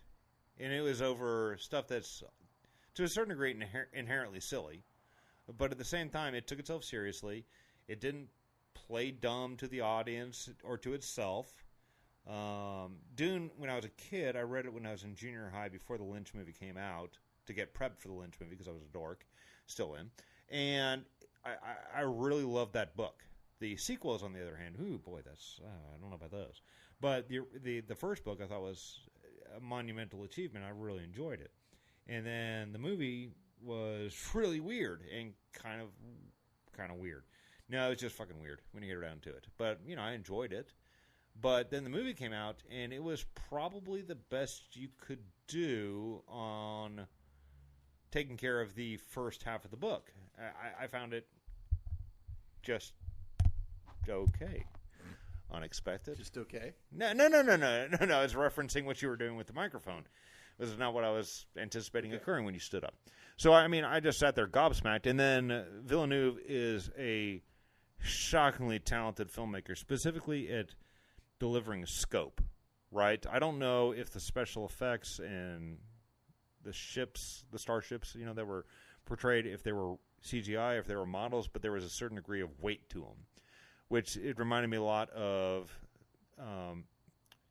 Fury Road. In that, when you watch Fury Road, there was a different impact because you knew these were all real cars smashing the shit out of each other. And I don't know if these were models. They certainly weren't, 100 stories, tall starships, but they felt like they were real. And everything felt very tangible, and it felt very real, and I really appreciated it. And I just sat there. I saw it on IMAX, which enhanced the experience and really hurt my wallet. But it's something I truly enjoyed.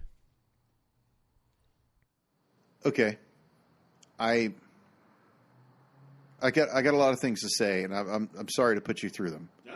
But I like you. I read Dune when I was a kid. I think after I saw the Lynch film, and I was shocked that there were things in the Lynch film that weren't in the book, like the weirding modules, and a lot of it seemed antithetical because in the book they go through a lot of. Herbert goes through a lot of effort to tell you about the machine wars and about how humans had invented thinking machines. I'm sorry, this is going to get so fucking nerdy for a lot of our listeners, but they clicked off a long time ago. Humans created thinking machines. These thinking machines were how they were getting across the galaxy, and the thinking machines revolted, and so humans decided we can't have thinking machines anymore, so they lost their ability to travel through space and time.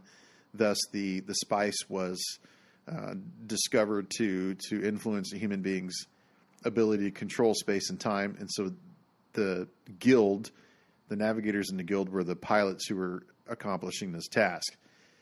And the weirding modules was another introduction of the machine. You notice in Villeneuve's Dune, the new Dune, there's no guns. Right.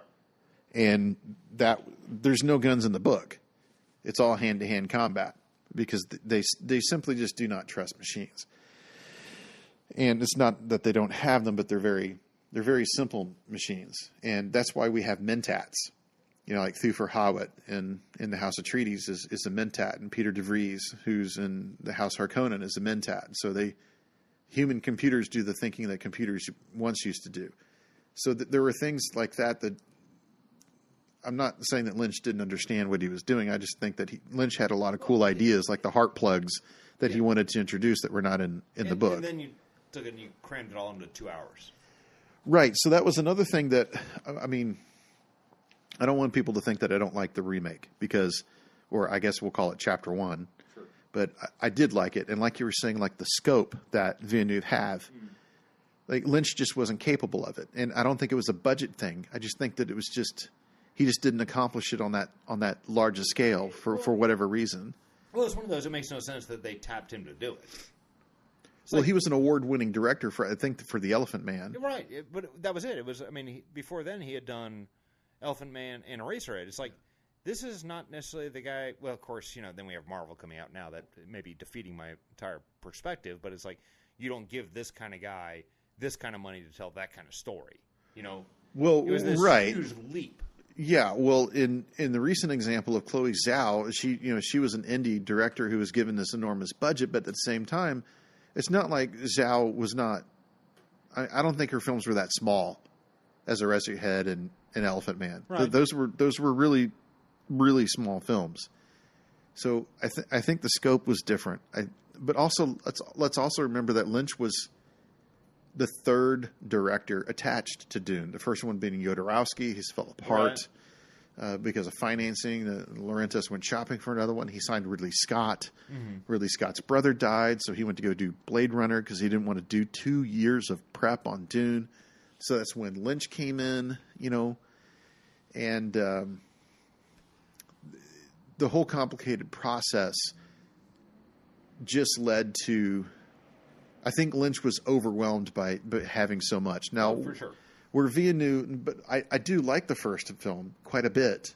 I think it's got a lot to recommend it because it's so close to the book. Right. And particularly when I saw that Jodorowsky's Dune, the documentary where Jodorowsky was talking about, I was going to kill Paul at the end. I was like, fucking what? Why? Like, well, I mean, why would you do that? It's like, well, hey, talk to Ryan Johnson then.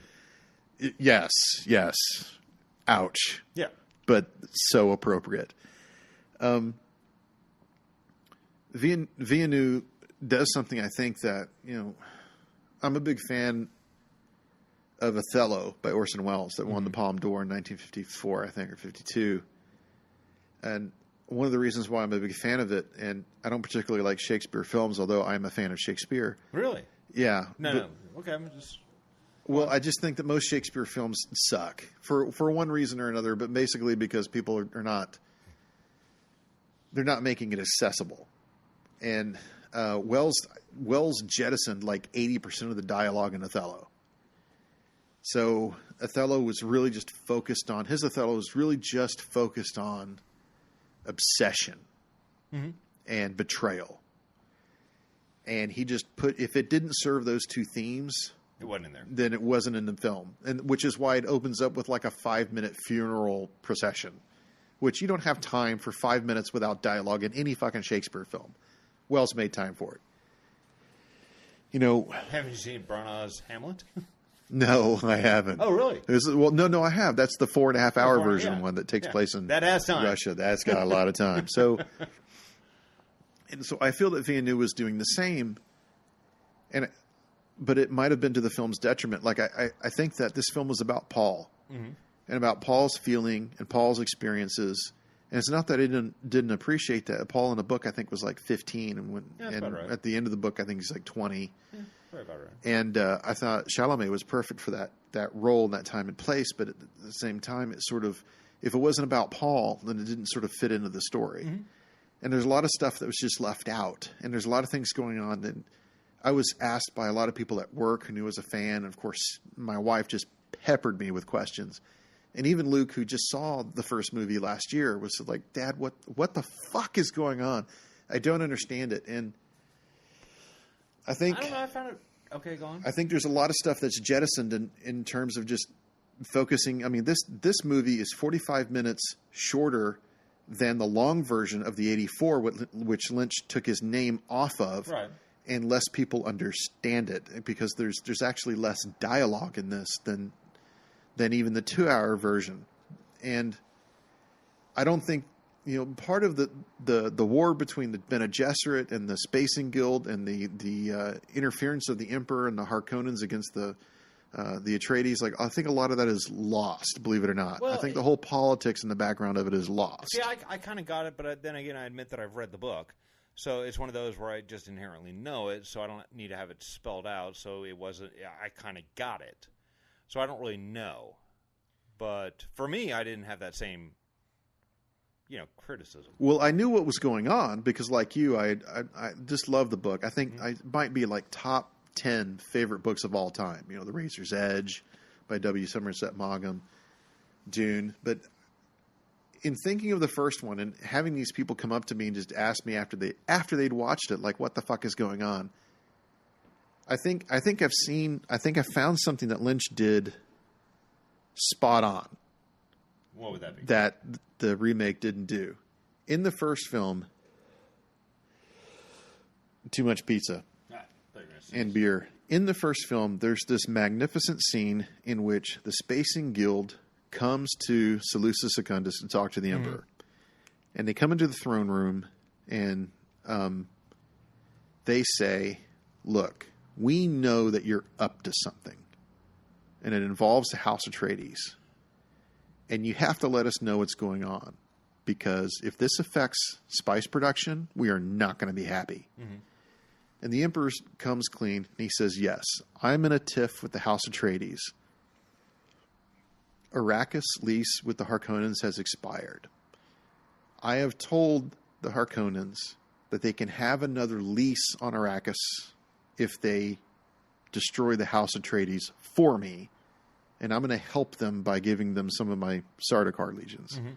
And the Spacing Guild says, okay, you can proceed with this plan, but you have to kill the Duke's son. And the Emperor's like, okay, I can live with that bargain. But at the end, he's like, well, why do they want Paul killed? That doesn't make a whole lot of sense to him. I guess he was just planning to just let him go back to Caladan. Or whatever. Because the Duke was the threat, not his son. But, whatever. That one scene basically was the entire plot for the movie. Mm-hmm. And the scene is not in the book, and it's not in Chapter 1. You don't even see the Emperor in Chapter 1 or Fade Routh, Which for I was that fine matter. with that. I was fine with it too, but that scene missing, I think that was spot on why a lot of people were confused. That's certainly that's true, but that didn't impact my enjoyment of it, right? And if we're just going to do our personal enjoyment, not other people's feelings, but just your own personal feelings on it, for me, I thought it was a huge win. I thought it was I thought it was magnificent. I really did find it entrancing. I have the HBO Max, and I'm very hesitant to watch it again, only because of the scope. I know it won't be the same, even though I do have a nice-sized TV. It's just not the same as, the crazy-ass IMAX. But, I get you, but at the same time, I didn't have the same... I don't want people, again, to think that I didn't like it. No, I'm not thinking that you disliked it. I did. I particularly like moments like... the Baron's having his devices embedded in his back so that he can float around and off his feet because he's this fat, lecherous person who doesn't even want to walk everywhere that he goes.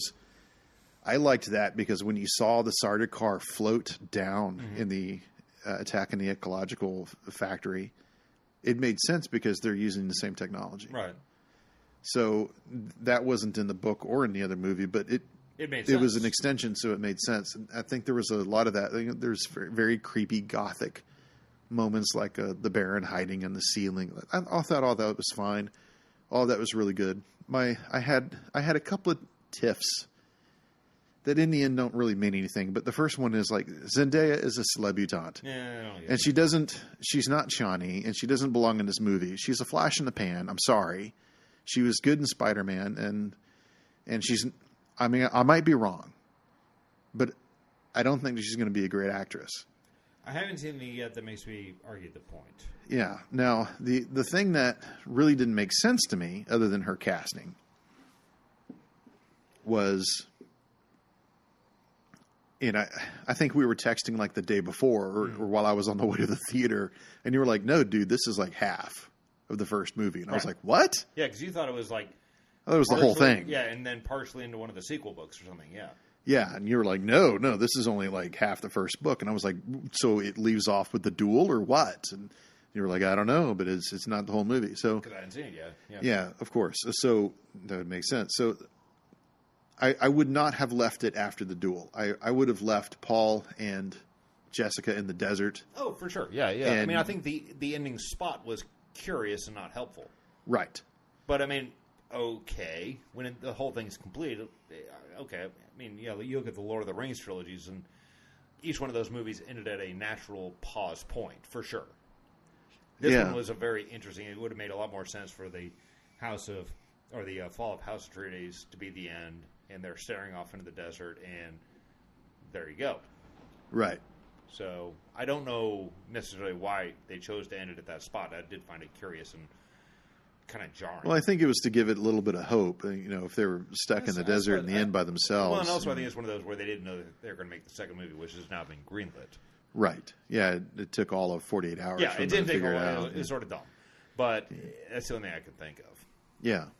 I mean, I would have started the next film with the duel. Yeah, that would make thematic sense. Yeah, it's because Paul's starting off small, and then at the end he's the Mahdi. He's much larger. Yeah. Now, did you read Dune Messiah? I don't. I think I read... Is Messiah number 2? Yeah. So I think I did read that, and it was like, eh. And then I started into Children of Dune, which said, okay, I'm done. Uh-huh. Yeah, because those ones didn't do a damn thing for me. Those were like, Really? I don't know what's going on. I don't like it. Huh. Yeah. Okay. Now, this was a long, long time ago. Right. I don't know if I like it anymore now, but I read Dune Messiah, I think, when I was in college. And I was blown away by it. I thought it was the best sequel of a book ever. And it's only half the length, I think, of the first novel. yeah, it's significantly shorter. Yeah, but we're winding up now. It's okay. We're almost done. Beat this and Last Night in Soho. So, but the Muad'Dib's army is going through the universe, conquering the Emperor's forces across the houses of Lanzarote. Paul is on Dune, moving the forces around the universe with his mind, because he's all powerful now, and he's reaching just like this apex of religious status. And there's something going on in the House Atreides that's not making sense to him, and he goes off on this sort of journey where he's marlowing around trying to figure things out. And what you find out at the end of the book was the Harkonnens and the Bene Gesserit were teaming together to basically invent this series of revelations for him to find so they could get Muad'Dib in a certain place at a certain time, specifically so they could set off an atomic and kill him. Okay. Which is the last chapter of the book.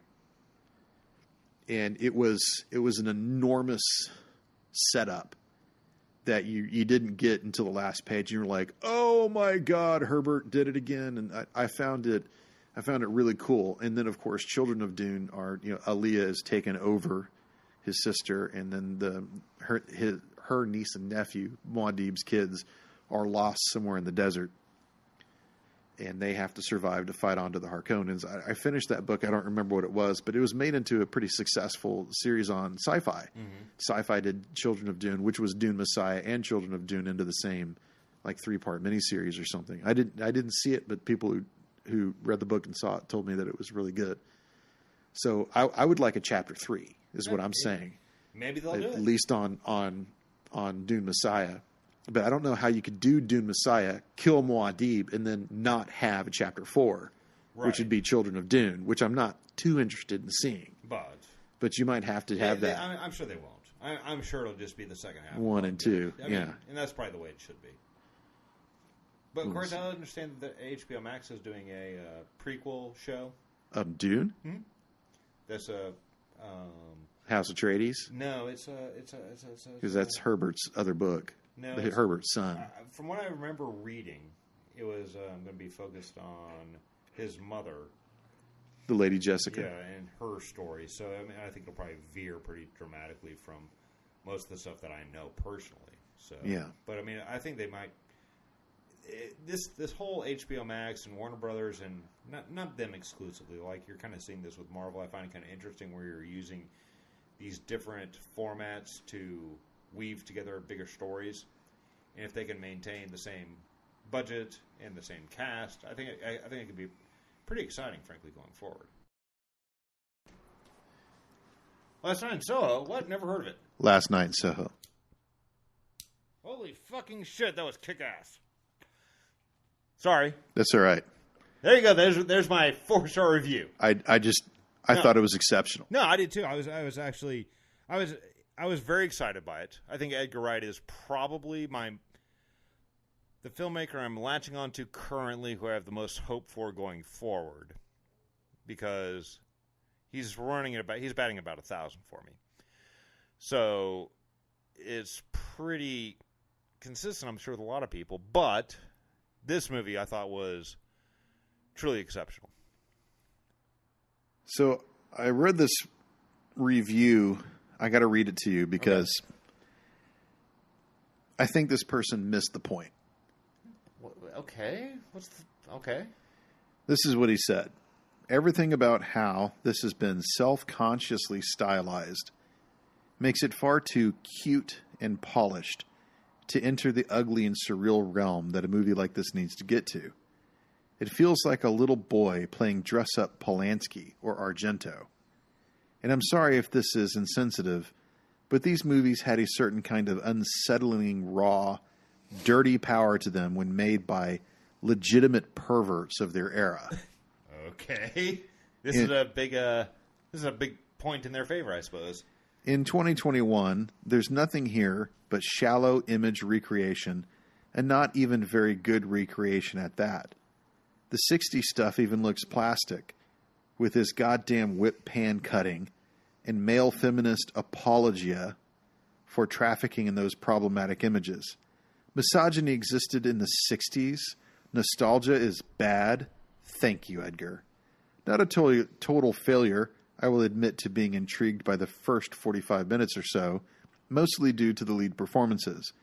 But by the end, the whole thing is pretty embarrassing and the incoherent and worst of all, not remotely scary. Between this and Baby Driver, it's become quite obvious that the dude needs to go back to emotionally, visually tuning up comedies about small-town brutish losers. He's very good at it. And stop pretending he's on the level of the filmmakers he admires as a cinephile. Okay. So he's grinding that axe. I don't know. That's a really... God, he takes shit personally, whoever that person is. Well, I mean, I didn't see this as like a giallo type of film. Oh, I think that it's been marketed as being a giallo type film. You think so? Yeah, but I don't know if that's relevant or not, right? I mean, I see a lot of things that get marketed or declared something, and whether they are or not is not relevant as long as I like it or I don't. Yeah. And I thought this was the most alive movie I've seen in a long time. Yes. I thought that the trio of main performances with, Taylor Joy and what is her name? Thomas and McKenzie? Yes, Thomas and McKenzie. And Diana Rigg. Diana Rigg. I thought they were remarkable. I thought that the filmmaking tricks were shockingly effective and really benefited the story. I've seen a lot of movies with special effects where you go, "Ooh, that cool special effects were cool," and this was one of those movies you walk out saying, "Were there special effects?" And the answer is yes, they were there. It's just so well done. He calls it shallow image recreation. I guess you could say that, but you can say that about almost anybody if you really want to grind enough axes. I mean, who doesn't take what came before them and reinterpret it? I mean, was that what not De Palma was doing with Hitchcock? I think he absolutely was. I think that's kind of a bullshit thing. I mean, this is something that you're kind of saying, I am cooler than thou. A little boy playing dress-up Polanski and Argento. And I don't know how accurate that is. I mean, it's not a recreation of those guys' movies. I mean, I didn't see anything that was Polanski-like in this film. It's very much like Repulsion. Is it? Yeah, I haven't seen Repulsion. It's very much like Repulsion. Is it? It very much is. But it's also one of those things where he's not a... This is an inspiration as opposed to a... At least for me, it was... I took it as an inspiration as opposed to a remake or something. I mean, when you say something like that, I think the Van Sant redo of Psycho, right? Right. Yeah, why bother? Right, which is not, I'm sure, what he's saying, but I think it's kind of a jackass thing to say. The 60s stuff even looks plastic. Well, I don't think you understand the 60s if you write a statement like that. No. I mean, that was the big thing about The Graduate, for example, was plastics. Get into plastics. The plastics was... But I'm not even sure what that person means by that, because, I mean, what do you mean it looked plastic? With his goddamn whip pan cutting. But what is whip pan cutting? Well, whip pan cutting is, I mean, the camera movements and then the subsequent cuts. But, I mean, the whole thing was a lot of the 60s and that whole time frame within that story was... Mackenzie, the character's projection of the time frame. I mean, she was channeling this force. I mean, none of it. I think that's a big bunch of bullshit. Nostalgia is bad. I didn't see this film as saying nostalgia is bad. Well, I think it was saying that the nostalgia. If one takes living in the past as where they want to be independent of their reality, that's bad. But I mean, but she didn't have nostalgia. She didn't live in the 60s. But she was definitely looking at the 60s as a pristine time, right? I mean, it starts off with her, mean, Swinging basis London. The basis of the character was wanting that which never existed. Right. But I don't know if that means anything. I mean, isn't that kind of part of the point of the story? Is that the 60s are not what this character thought had imagined them to be, or at least this very specific part of this world in the 60s? Stop pretending he's on the level of the filmmakers he admires as a cinephile. You know, something tells me if Edgar Wright was sitting here right now, he'd laugh and say, "Oh, I never thought it would be them." I mean, well, Edgar Wright just went on to the Rewatchables and talked about this film. Yeah.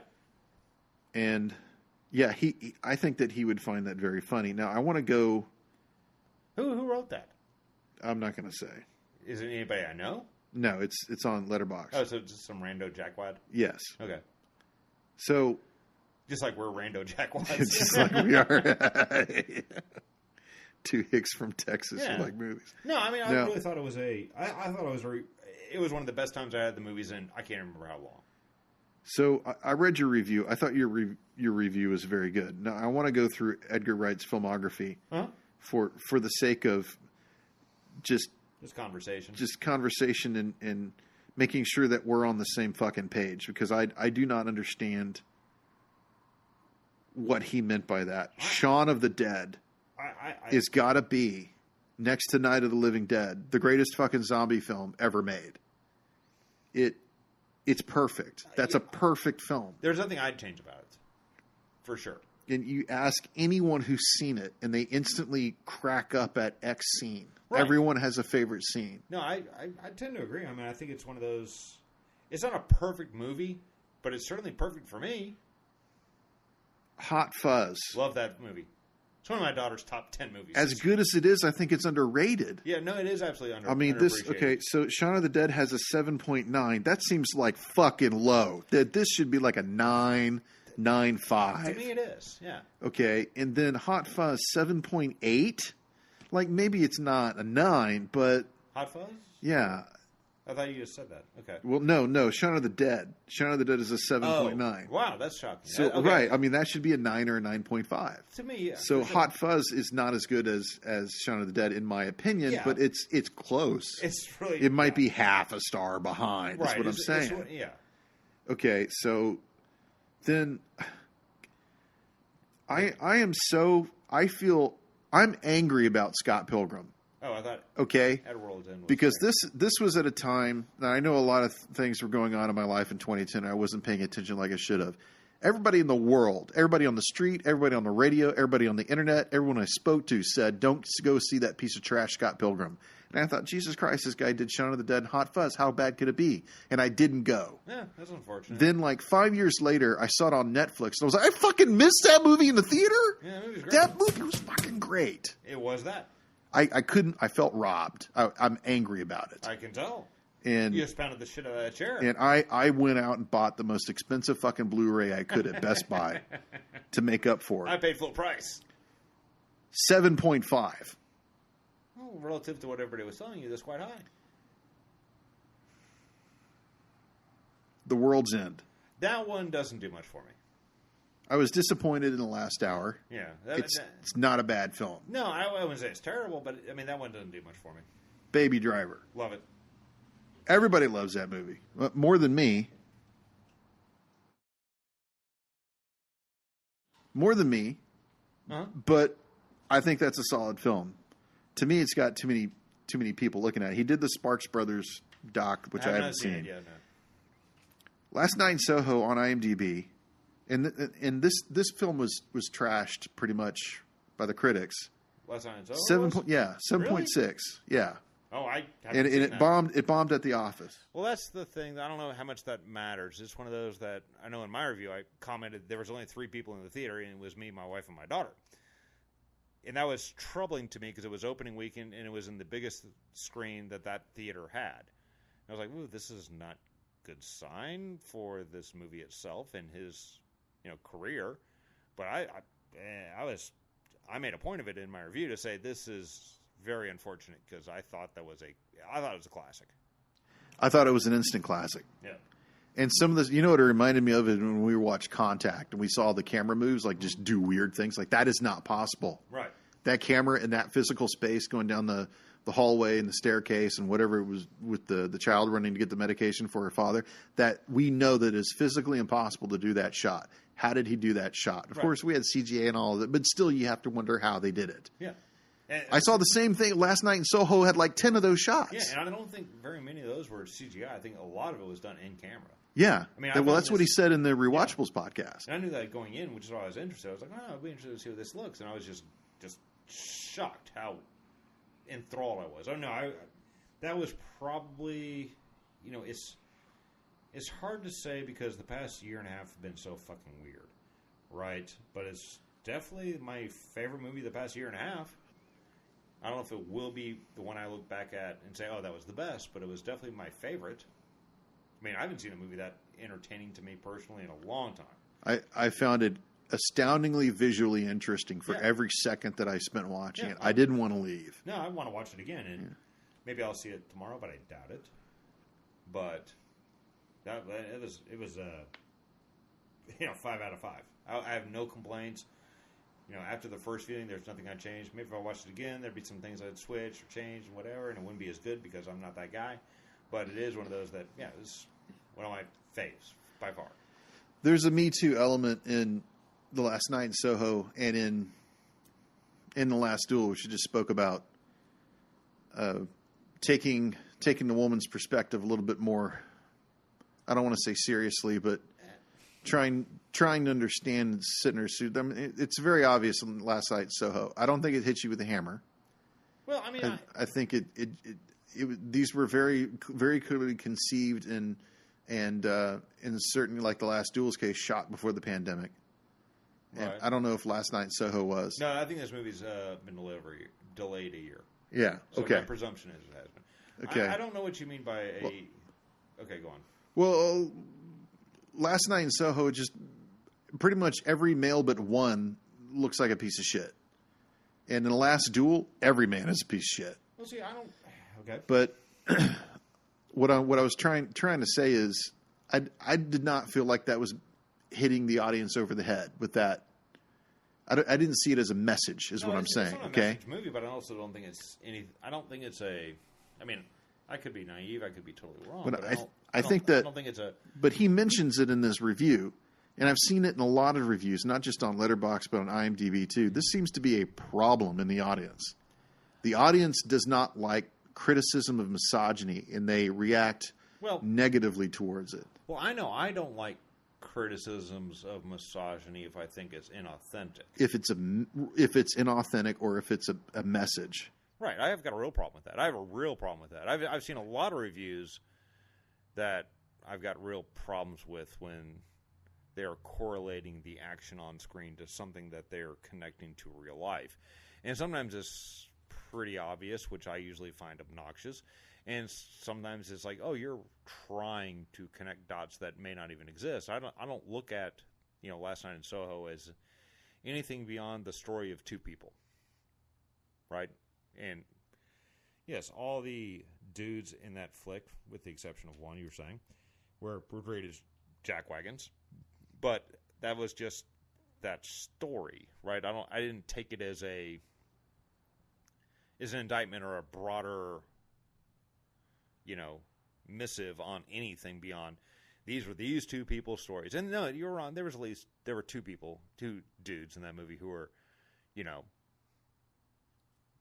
reasonably upstanding humans from a male perspective.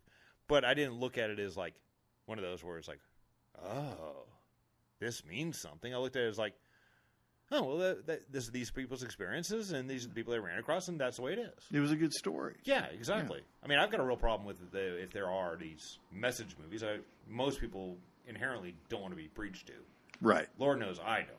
I didn't see that this was a preaching film. No, I didn't even find any kind of political perspective to it at all. No. So I think they're reading something into a subtext that is not there. Well, I agree with you. I agree with you. Because there's a lot of things that are there in other stuff, and this one, for me, wasn't. Or it was told so well, it was, okay. Yeah, and as far as The Last Duel is concerned, it's not subtext, it is text. And if you got a problem with that, then don't go see it.